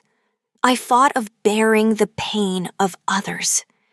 I reached for our bond, the twin connection that tied my soul to hers. And instead of just feeling her pain, I opened myself to it. I invited it in. It was like stepping into a blizzard. Her fear, her anguish, her shattered sense of self, it crashed over me, a tidal wave of icy despair. I gasped, my body seizing up as the full weight of her suffering flooded into me.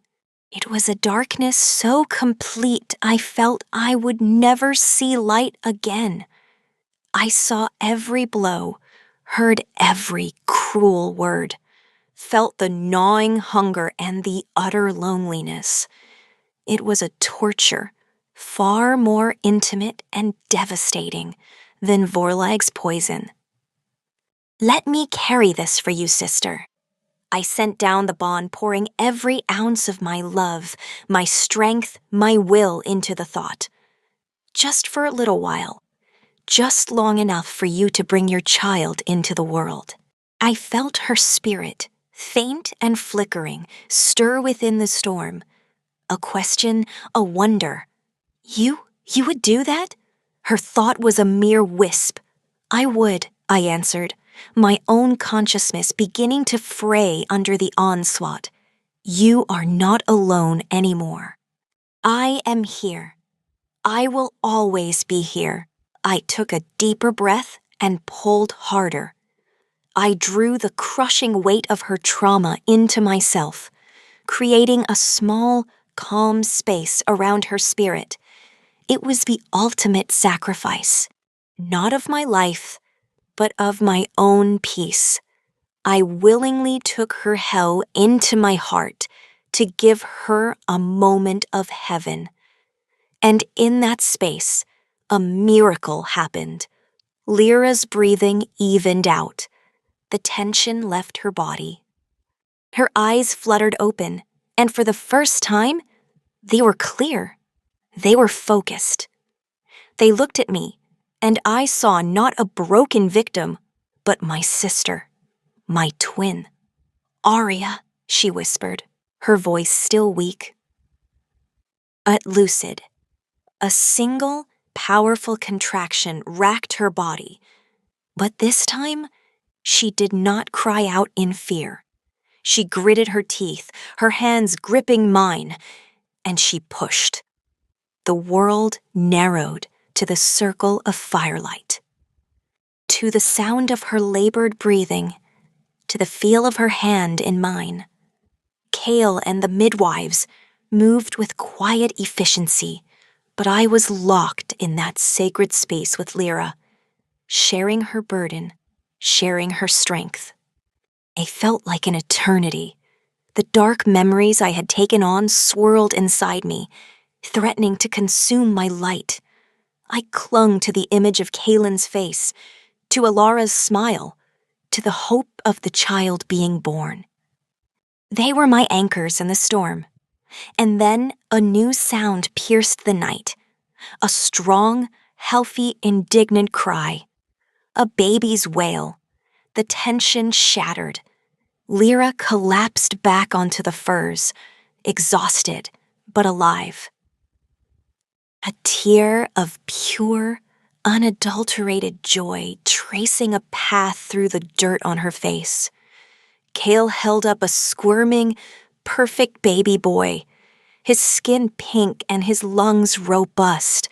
"He's here," I sobbed, the weight I was carrying suddenly feeling lighter. Transformed by the sheer power of that new life. "He's here, Lyra.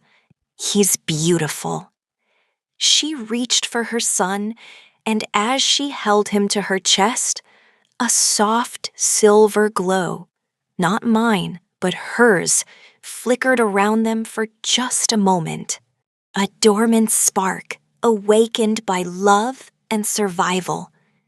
I slumped backward, emotionally and spiritually spent. Kalen was there instantly, his arms catching me, holding me tight against his chest. "You did it," he murmured into my hair, his voice thick with emotion. "By the great moon, Aria, you did it." I looked at Lyra, at the tiny, perfect life in her arms, and I knew a truth as profound as any in the accord. I had given up a part of my light to carry her darkness. And in doing so, I had not diminished. I had become something more. I had become a true sister, a true Luna. The healing was not over. It was only beginning. But as I watched my sister smile for the first time, I knew that the most powerful magic was not in grand displays of power, but in the quiet, willing sacrifice of one heart for another. The triumphant return to Silver Vale Citadel was nothing like I had imagined. There were no cheering crowds, no grand fanfares. We arrived in the deep quiet of the pre-dawn, the stars still sharp and bright overhead. The air was hushed, respectful. The news of the successful rescue and the new life had flown ahead of us on the wings of hope. Lyra and her son, whom she had named Kaelin after the king who had saved them, were immediately taken to the royal healing wards.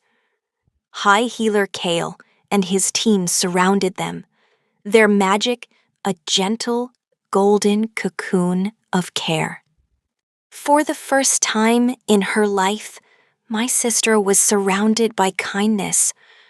I stood at the doorway, watching them, a profound exhaustion settling deep into my bones.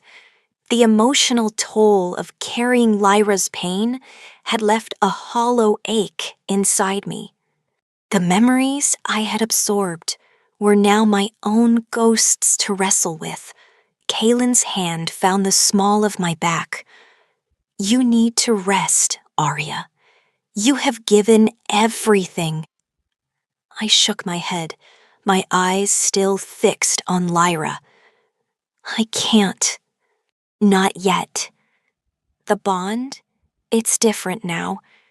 It's like I can still feel the echoes." "That is the weight of leadership," a gentle voice said. Elder Anya approached, her wise eyes soft with understanding. A true Luna does not stand above her pack. She stands with them. She shares their burdens. What you did for your sister was the first and greatest act of your reign. She led me away from the healing wards and up to the highest balcony of the citadel. The one that looked out over the sleeping kingdom. The first hints of pink were brushing the eastern horizon. "The Starlight Accord is not merely a book of laws, child," she said, her gaze on the awakening world. "It is a guide to a different kind of power. A power of empathy. You did not just use your light to fight darkness. You used it to understand it, to carry it, and in doing so, you began to heal it. It hurts, I confessed, the admission feeling both weak and necessary." "It will," she agreed. "But that pain is now a part of your strength. It will allow you to see the suffering in others that you would have once missed. It will guide your decisions with compassion, not just cold justice." We stood in silence as the sun finally crested the mountains, bathing Silvervale in a warm, golden light. It felt symbolic. A new day, a new beginning, not just for the kingdom, but for me. Later that morning, a formal council was convened.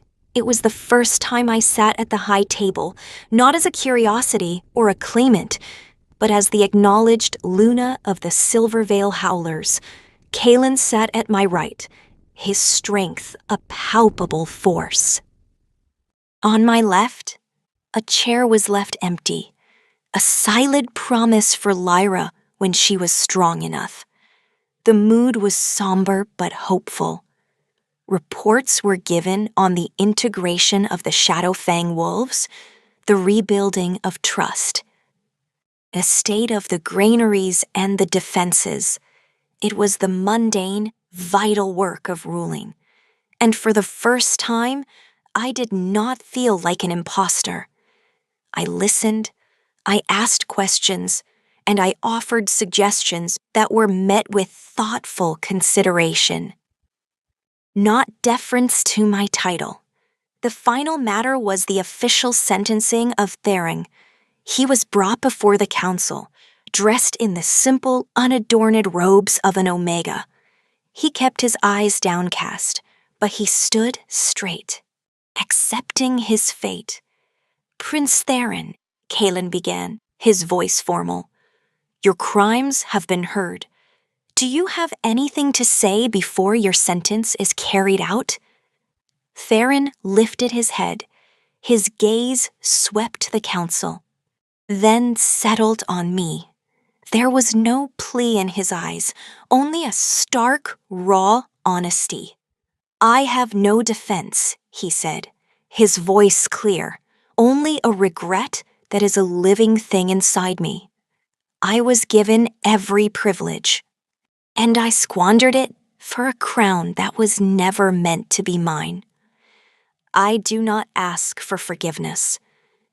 I only ask for the chance to serve this pack in whatever small way I can, to spend the rest of my days trying to repay a fraction of the debt I owe. He then turned to me. Luna Aria, you showed me a strength I did not know existed.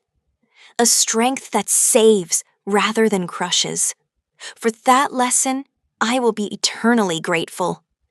His words were not a performance. They were the truth. I could feel it. Kaelin looked at me, passing the final judgment to me. This was my test, as much as it was Theron's. I stood. The council watched me, waiting. Ferryman of the Silvervale Howlers, I said, my voice echoing softly in the chamber. You are sentenced to live as Omega. You will serve this pack with your hands and your heart. You will teach the young ones of the dangers of ambition and the importance of loyalty. You will be a living reminder that no one is beyond redemption if they are willing to earn it. I paused, letting the words sink in. Your sentence is not a prison. It is a path. Walk it with honor. A look of profound relief washed over Theron's face. It was not the relief of a man escaping death, but of a man being given a purpose. He bowed deeply. Thank you, Luna. I will not fail you again. As he was led away, Elder Marcus, who had once been ready to dissolve my bond, gave me a slow, respectful nod. The council was united. After the session, Kaelin and I walked through the Citadel gardens.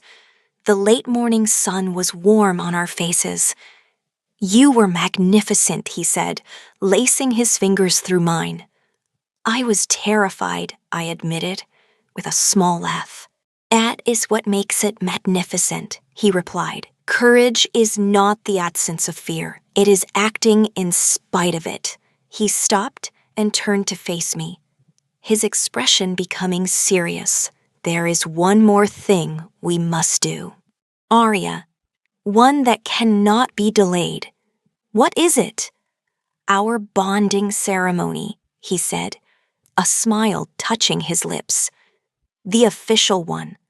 Not a claiming born of desperation, but a union chosen in peace. I would have the whole kingdom see me pledge my life and my soul to you. Ere starlight Luna, my breath caught.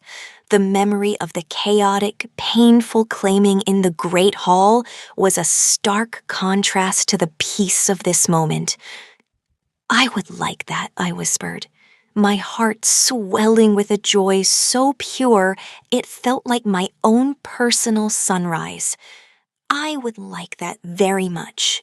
He leaned forward and pressed his forehead against mine. Our bond humming with a contentment so deep, it felt like coming home. The battles were won. The wounds were healing, and a new chapter was beginning. Not just for a king and his Luna, but for two souls who had found their other half in the most unlikely of places. The Silvervale Citadel had not seen a celebration like this in a generation. The grim, fearful atmosphere that had clung to the stones for months was swept away, replaced by a vibrant tapestry of color, music, and laughter.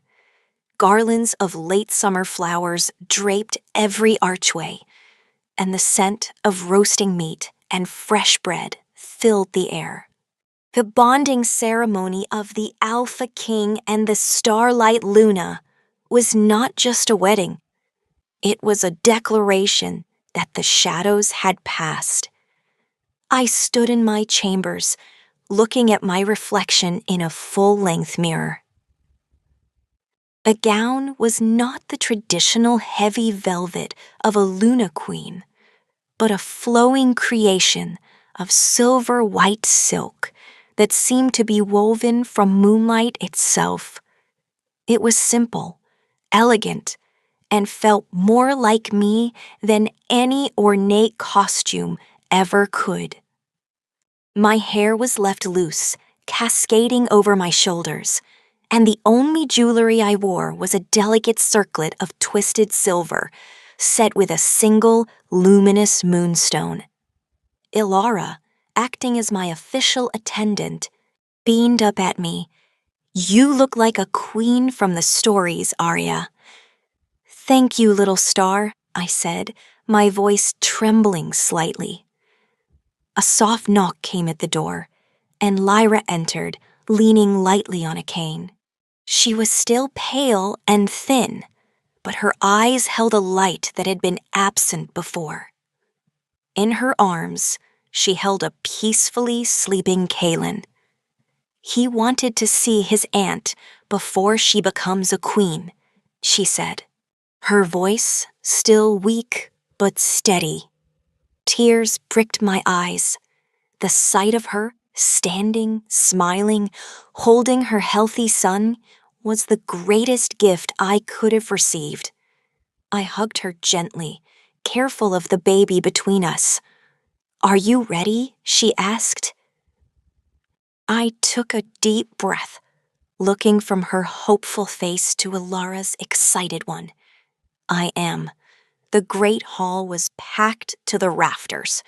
Every noble, warrior, and citizen who could fit was inside, and thousands more gathered in the courtyards outside, listening to the proceedings through enchanted crystals. As I walked down the central aisle on the arm of a proud-looking elder Anya, a reverent silence fell.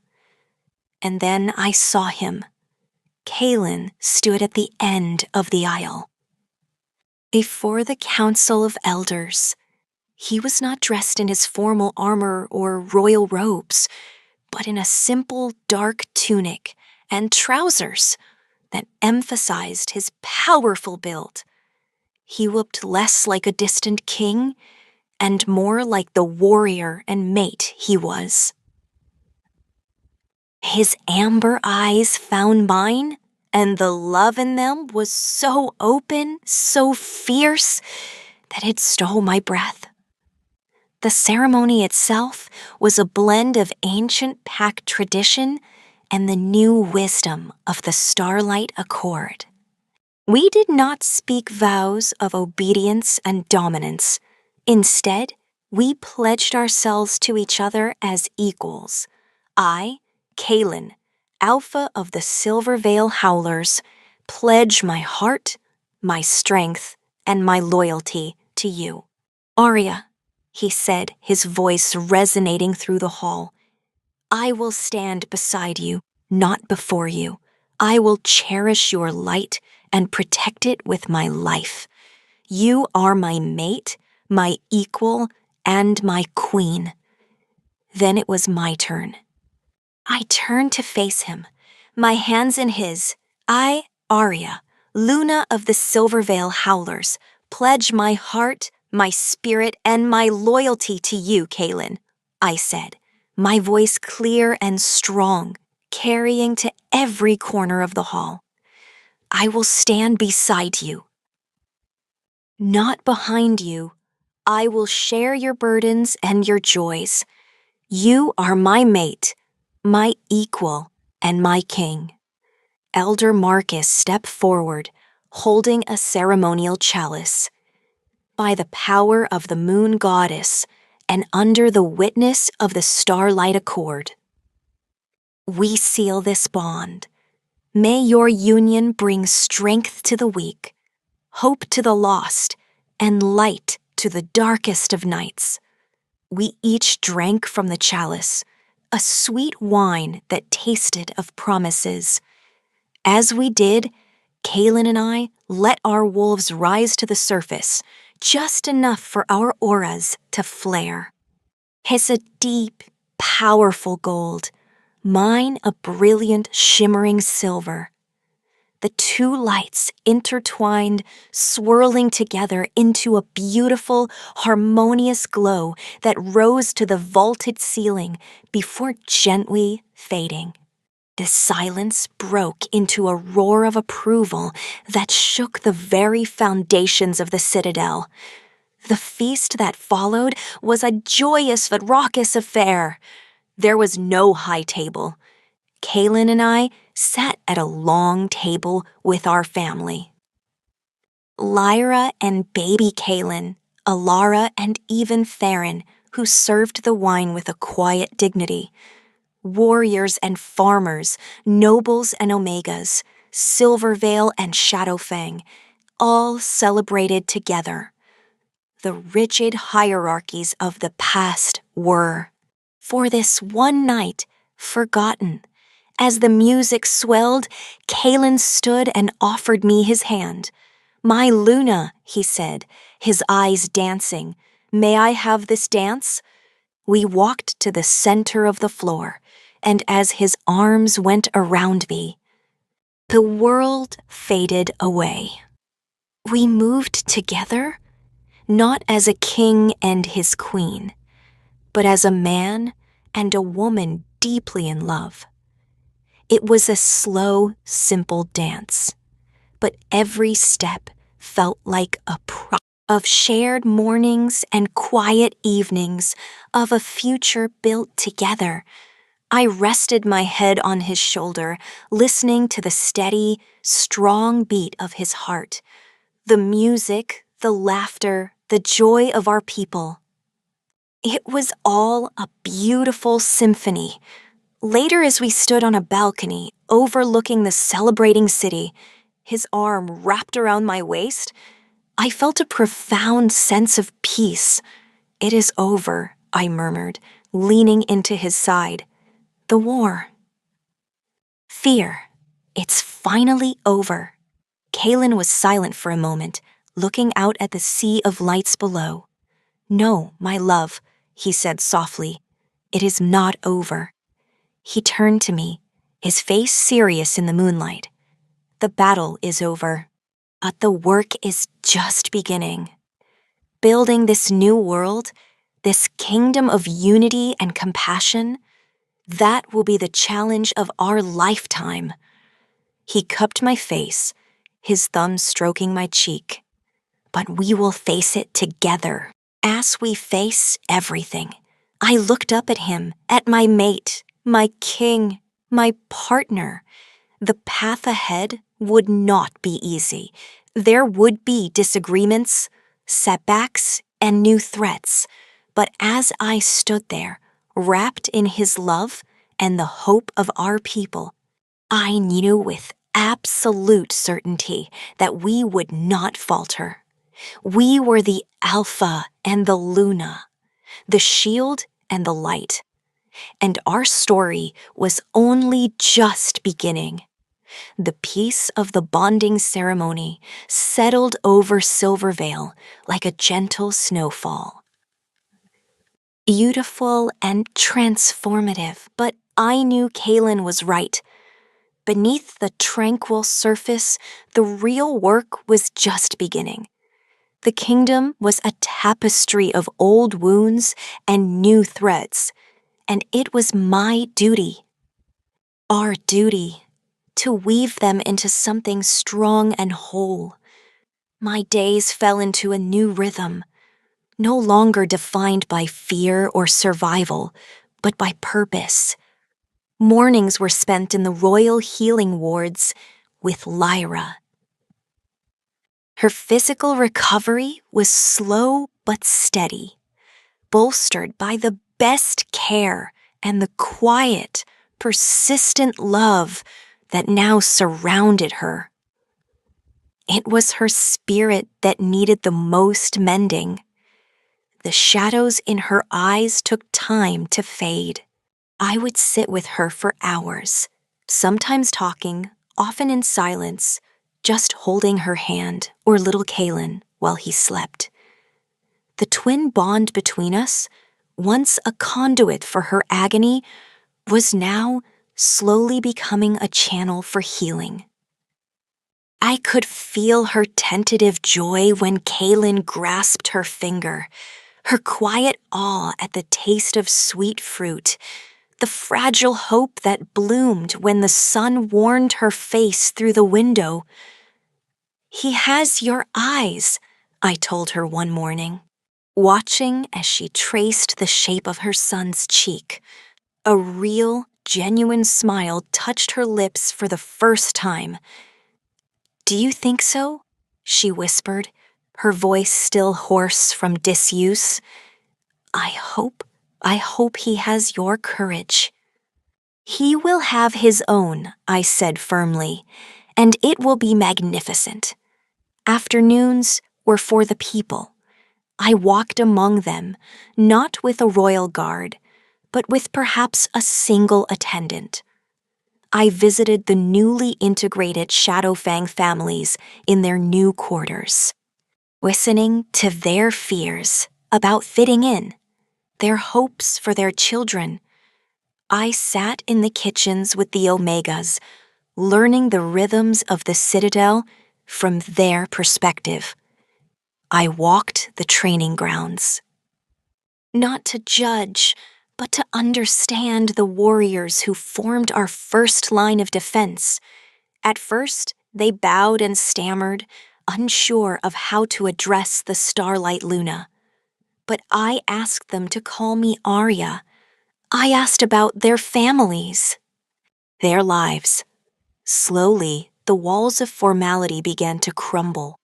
They saw that I was not a distant goddess to be worshipped, but a woman who cared, a leader who listened.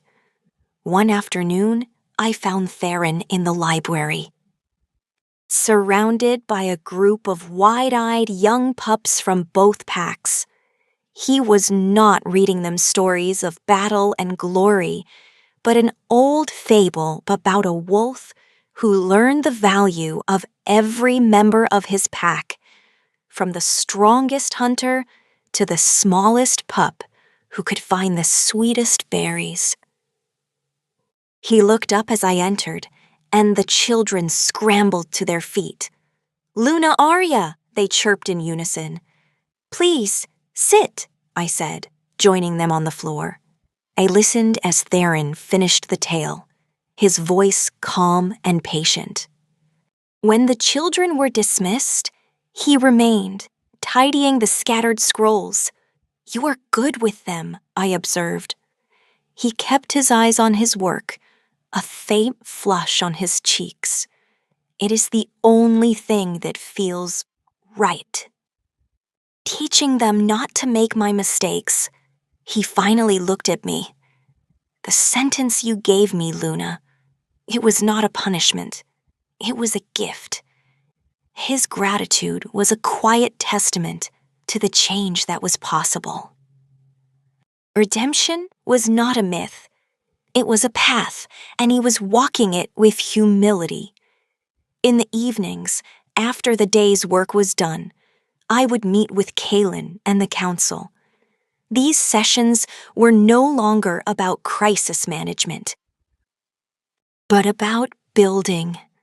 We discussed new laws based on the principles of the Starlight Accord.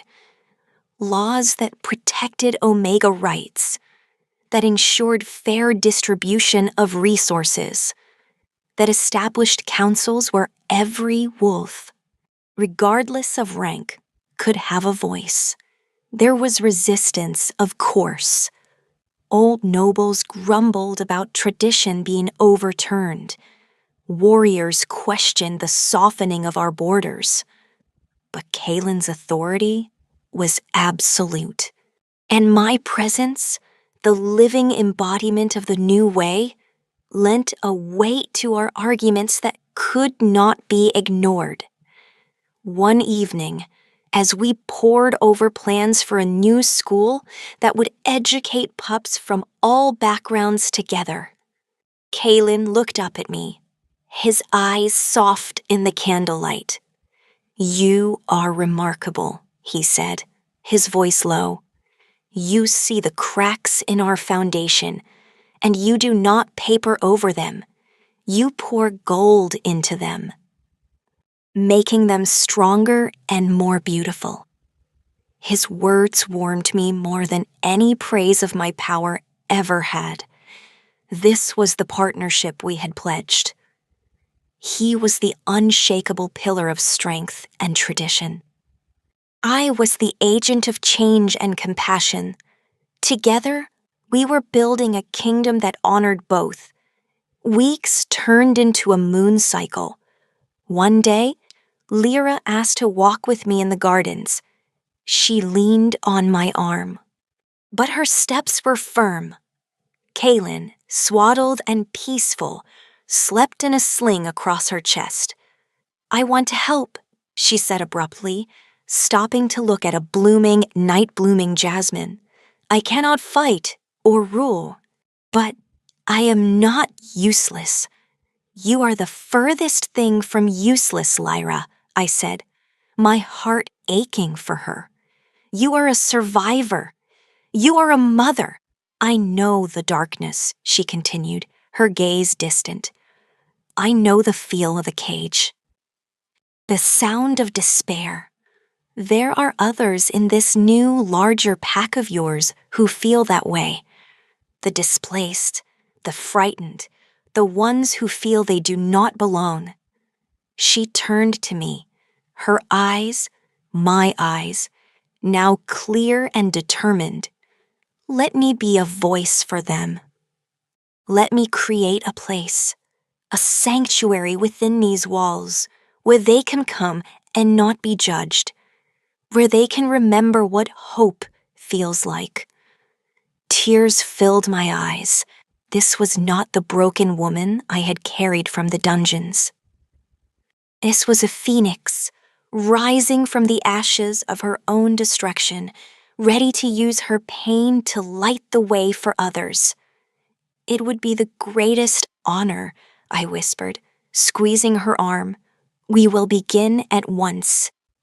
And so the Starlight Sanctuary was born, a quiet wing of the citadel, filled with light and plants and soft places to sit, run by Lyra and supported by healers and volunteers. It became a heartbeat of compassion within the kingdom. A testament that no wound was too deep to heal, no soul too lost to find its way home. As I stood with Kalen that night, watching the lights of the citadel twinkle below us, I felt a deep, abiding satisfaction.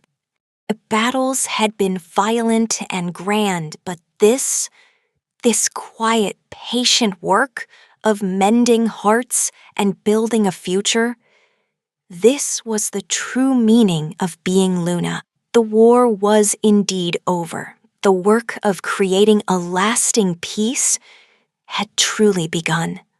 The first true test of our new peace came not with a declaration of war, but with a whisper of plague.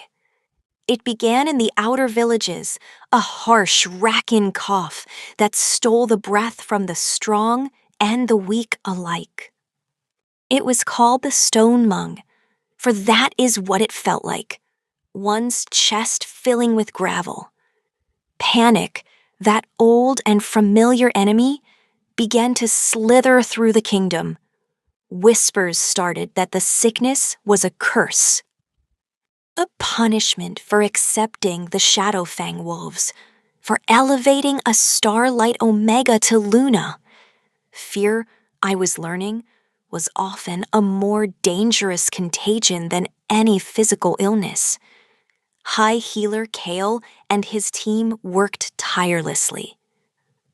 But their magic seemed only to slow the disease, not stop it.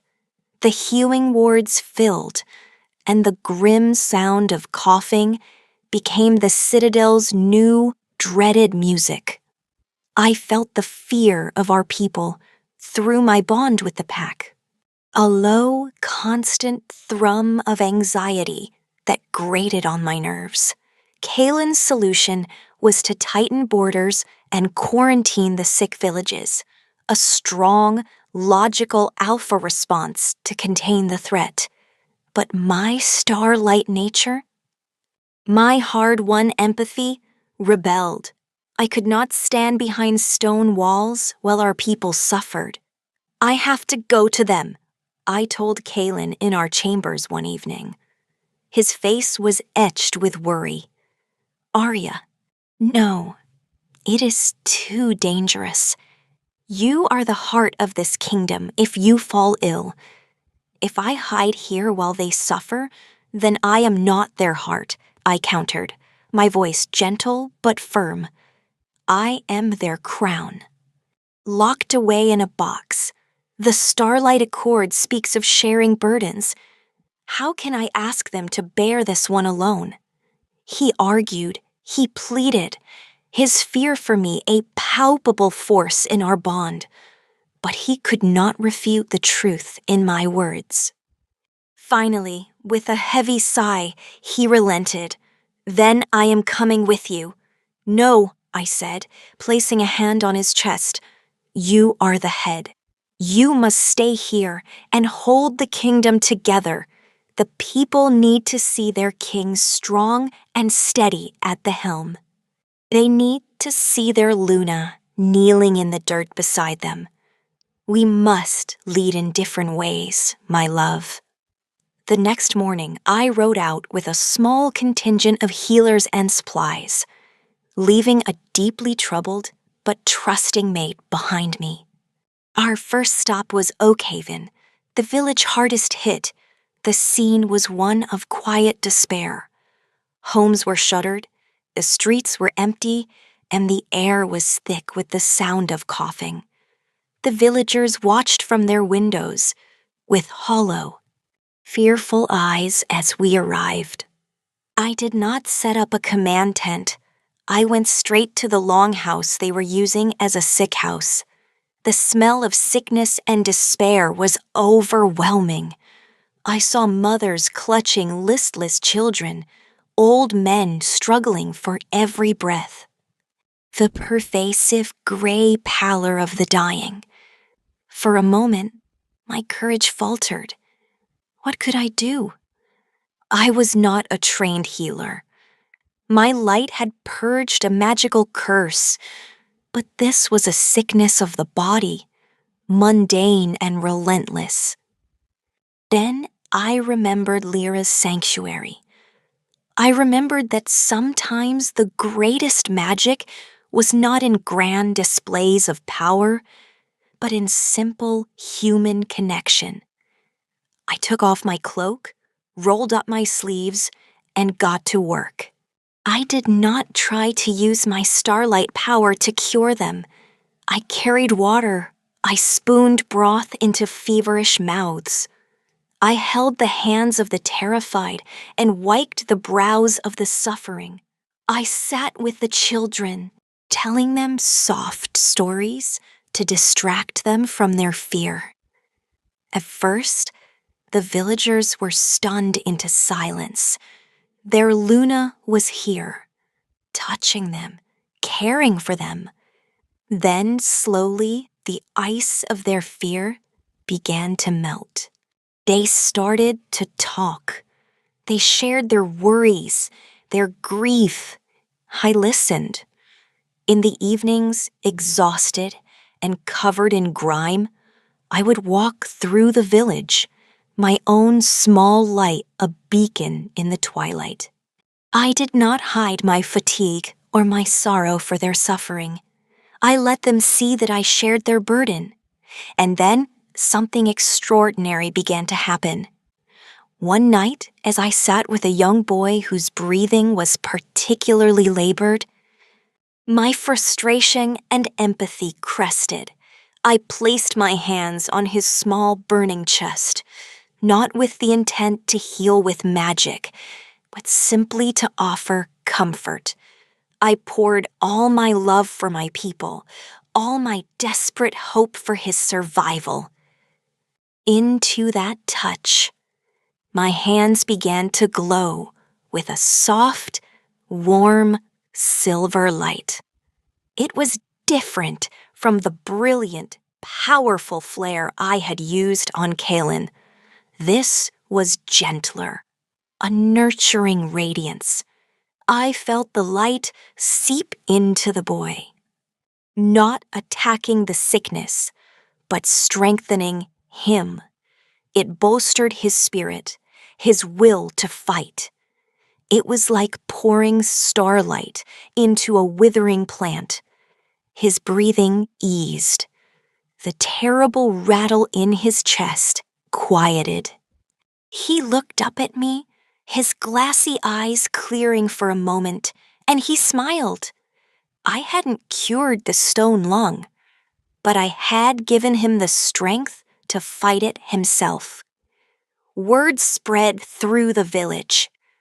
The Luna's touch brought strength. It brought hope. I moved from cot to cot, from house to house.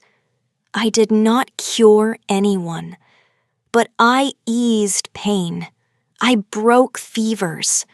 I gave weary bodies the resilience to endure another day. My power was not a sword to slay the plague, but a shield to help them survive it. Weeks passed. I traveled from village to village, a quiet, determined figure in silver. My light, a small but steady flame against the overwhelming darkness of the disease. The healers noted that in the villages I visited, the mortality rate dropped. People were not just surviving, they were finding the will to live. When I finally returned to the citadel, I was thin and weary to my very bones. But I was met not with fear, but with a reverence deeper than any I had known. Kalen gathered me in his arms, holding me as if I were made of glass. I have never been more terrified or more proud, he whispered into my hair. I had gone out as a queen to prove I was not afraid of my people's suffering. I returned having learned a new facet of my power, the power to nurture, to sustain, to inspire hope.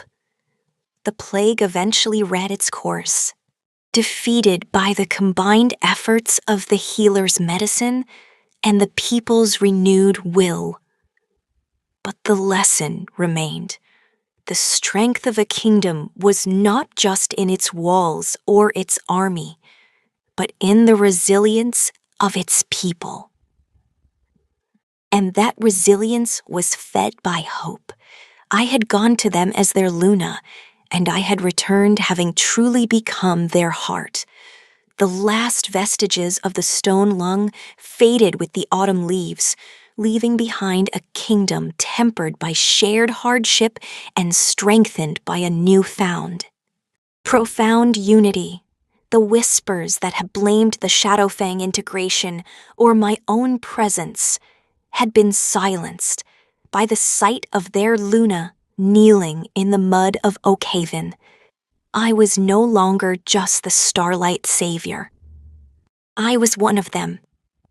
It was in this atmosphere of hard-won peace that the delegation from the Sunstone Fangs arrived. They were the most powerful and isolated of the Western packs, rumored to possess ancient knowledge and a fierce independence. Their arrival was unexpected, their purpose unknown.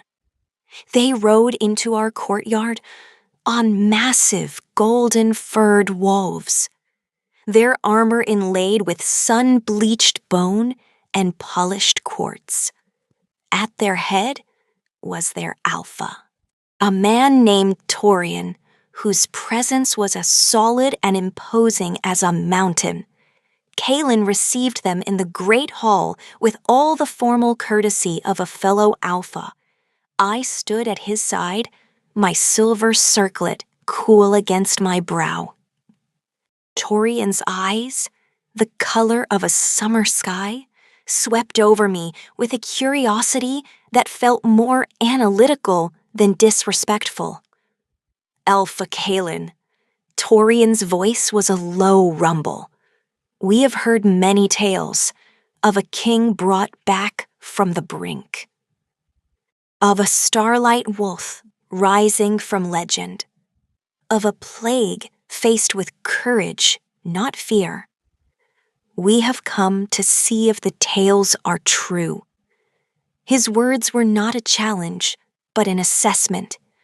The future of our kingdom, I realized, would not just be built on internal peace, but on our standing among the other packs.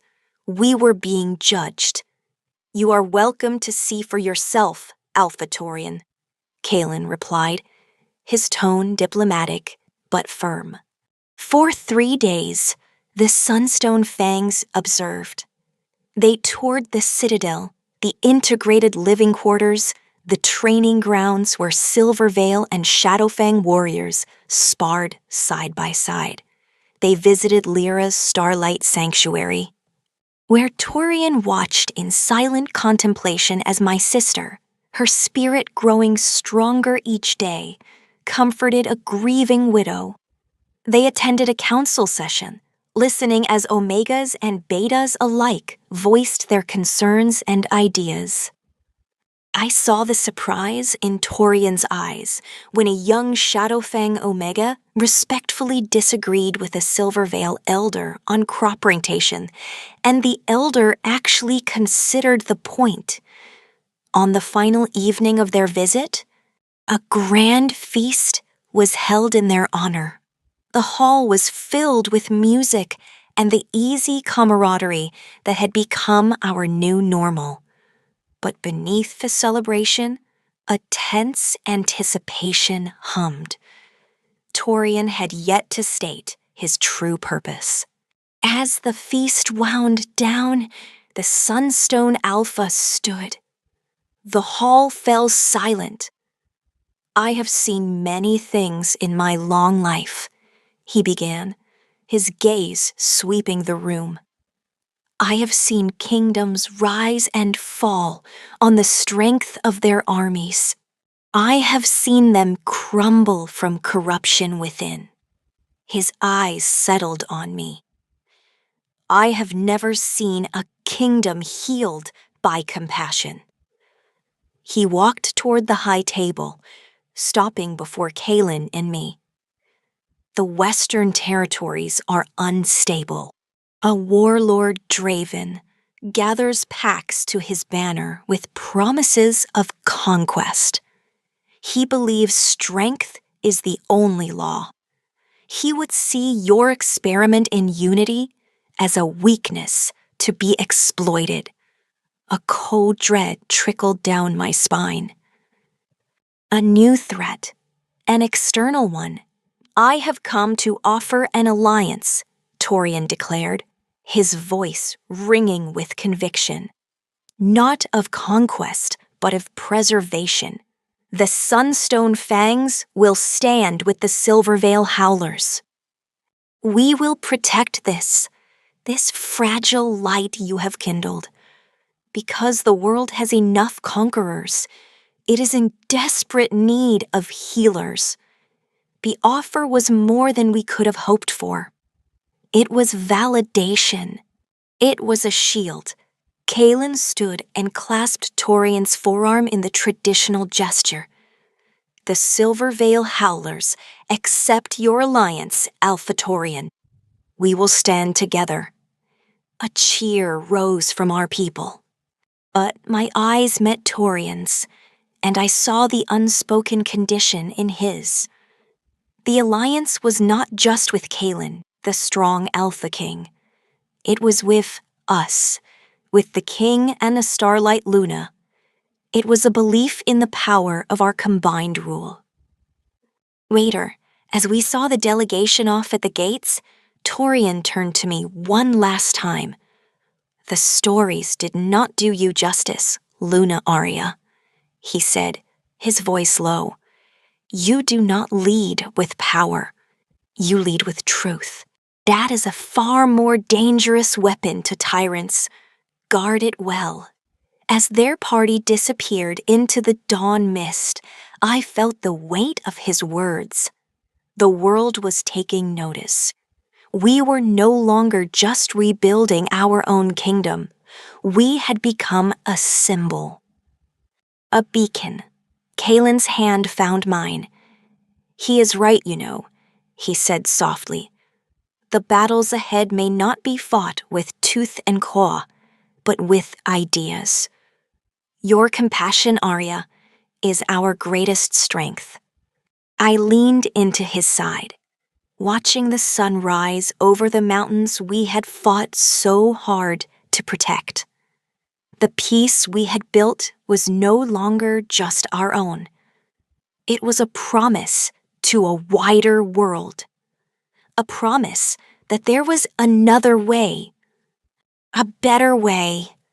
The path ahead was uncertain, shadowed by the threat of a warlord named Draven.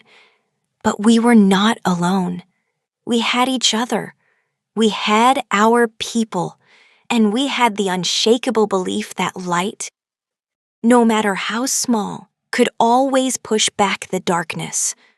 The alliance with the Sunstone Fangs was a sturdy shield, but the news of Warlord Draven was a persistent, distant thunder. We did not let it dictate our lives, but it sharpened our focus. The unity we had forged was no longer just an ideal. It was our greatest strategic asset. It was during this time of vigilant peace that my own body presented me with a new, wondrous and terrifying challenge. I was with child. The discovery sent a tremor through the citadel, a tremor of pure, unadulterated joy. Kalen, the mighty Alpha King, swept me into his arms and spun me around. His laughter, a rich, joyful sound that echoed through the halls. Alara was ecstatic, already planning how she would teach her new sibling to climb the highest trees in the garden. Lyra hugged me, her eyes shining with a shared, secret understanding of the miracle of creation. But for me, the joy was intertwined with a deep, primal fear. My own mother had died in childbirth, or so I'd been told. The memory of Lyra's traumatic delivery in the forest was still fresh and raw. The thought of bringing a new life into the world, a life that was part me and part Kawen, was overwhelming. What if my strange starlight nature made the pregnancy dangerous? What if I could not protect this tiny, fragile spark? The fear was a cold knot in my stomach that even the warmth of Kalen's love could not entirely dissolve. I found myself retreating inward, my hands often resting on my still flat abdomen, as if I could shield the child with my will alone. Kalen sensed my anxiety.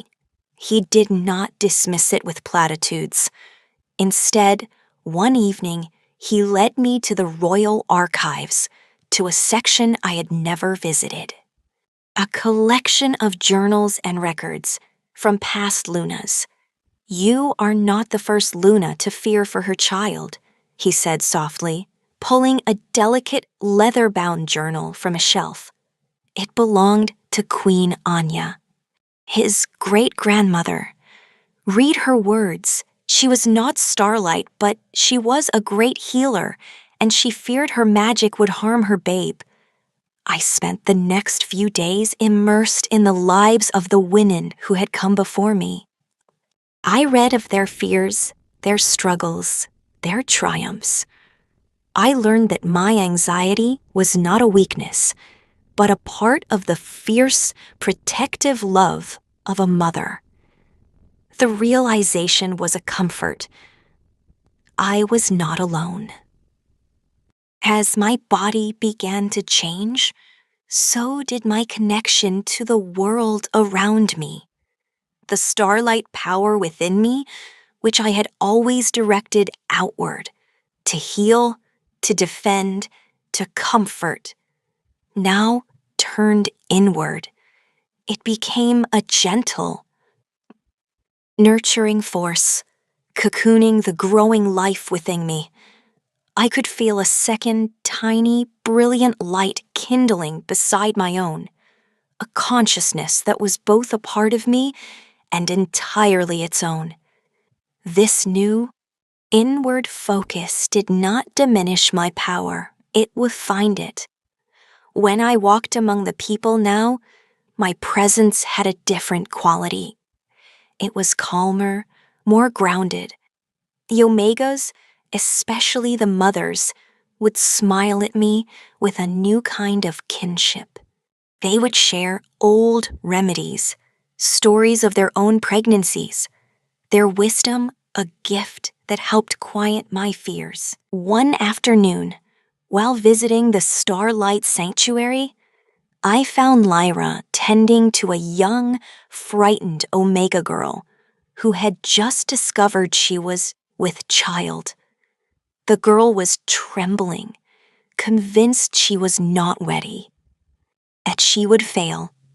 Without a word, Lyra gestured for me to sit beside her. I took the girl's hand. I didn't speak of being Luna or of starlight power. I spoke as one woman to another. I shared my own fears. I told her about the journals, about the universal tremor of doubt that comes with creation.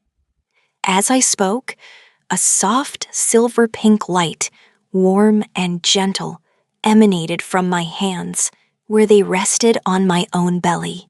It wasn't a light I summoned. It was a light that simply was. It enveloped the young Omega, and I felt her fear melt away, replaced by a sense of awe and connection. "You see," Lyra said to the girl, her voice soft, "you are not alone. You are part of a great chain of mothers, all linked by love and courage. That is your strength." In that moment, I understood. My pregnancy was not a vulnerability. It was another form of leadership. It was teaching me a deeper, more intuitive empathy. I was learning to lead not just as a queen, but as a mother to an entire kingdom. The love I felt for my unborn child was expanding, spilling over to encompass every single soul under our protection. When I told Kalen of this revelation that night, he listened, his eyes soft. He placed his large, warm hand over mine on my stomach. "This child," he whispered, his voice thick with emotion, "is already uniting our pack in ways I never imagined. You are showing them that strength is not hardness, that true power lies in the capacity to love and to nurture." The distant thunder of Draven's ambition no longer seemed as frightening. Let him gather his armies of conquest. We were building an army of a different kind. An army fortified by bonds of family, community, and a future worth protecting. The air growing within me was not just a symbol of our love, but a living promise of the world we were determined to build.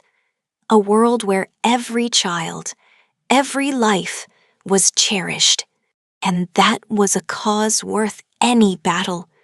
The deep cold of winter settled over Silvervale, but the citadel was warmer than it had ever been. It was a warmth that came from within, from the hearths of shared purpose and the glowing anticipation of new life. My pregnancy progressed, my body rounding, the tiny light within me growing brighter and more distinct through our bond. The fear had not vanished, but it had been joined by a fierce, exhilarating joy. It was on the longest night of the year, the night of the silent moon, that the first true contraction came. It was not a sharp pain, but a deep, rolling wave of pressure that stole my breath. The citadel, which had been preparing for this moment for months, shifted into a quiet, efficient rhythm. I was taken to the same sun-filled rooms where Lyra had recovered, now transformed into a birthing chamber. A fire crackled in the hearth, and the air smelled of lavender and clean linen. Kaelin was there, his presence a solid rock in the rising tide of sensation. Lyra was there, her calm, experienced hands a comfort. Elara, deemed too young to be present, had stationed herself just outside the door, a small, silent sentinel. The labor was a journey unlike any I had ever undertaken. It was a primal, all-consuming process that demanded every ounce of my strength. There were moments of searing pain that made me want to scream, and moments of profound, quiet power that made me feel connected to every mother who had ever lived. Through it all, I did not fight the process. I let my starlight nature guide me. Instead of pushing the pain away, I did what I had learned to do best. I welcomed it. I let it flow through me, understanding it as the necessary force that was bringing my child into the world. My silver light did not flare in brilliant defense. It pulsed in a soft, steady rhythm, a lighthouse in the storm of my body's efforts, guiding my baby forward. Kaelin never left my side. He held my hand. His grip firm, his amber eyes never wavering from mine. He did not offer empty words, but his silent strength was a fortress around me. In his gaze, I saw not a king, but a man witnessing the miracle of his mate. His awe and love, a tangible force. As the night wore on, the final, monumental wave of pressure built. The world narrowed to the single defining purpose. "Now, Arya," Lyra whispered, her voice both gentle and commanding. "Now, bring your child into the light." With a final guttural cry that was part pain, part power, and part pure love, I pushed. And then there was a new sound, a strong, clear, indignant wail that filled the room. Louder and more beautiful than any music, a baby's cry. Time seemed to stop. Lyra lifted a tiny, squirming form, pink and perfect, and placed the child on my chest. The warmth of that small body against mine was the most profound sensation I had ever known. Exhaustion vanished, replaced by a wave of love so absolute, so all-encompassing, it felt like my heart would burst. Tears streamed down my face as I looked down at my daughter. She had a dusting of silver hair and when her eyes opened, for a brief, unfocused moment, they were the same brilliant amber as her father's. "A daughter," Kaelin breathed, his own voice choked with emotion. He reached out a trembling finger to stroke her cheek. Our daughter, Dot. A door creaked open and Ilara peeked in, her eyes wide. Is it my sister? Come and meet her, I said, my voice weak but overflowing with happiness. Ilara crept in, her awe-struck gaze fixed on the baby. She's so small, she whispered. Then she looked at me, her face shining. You did it, Aurea. As the first rays of the winter sun pierced the horizon, banishing the longest night, the news spread through the citadel. The starlight Luna had given birth to a healthy princess. The joy was palpable, a wave of celebration that washed through every hall and every home. Later, as I lay propped up on pillows, our daughter, whom we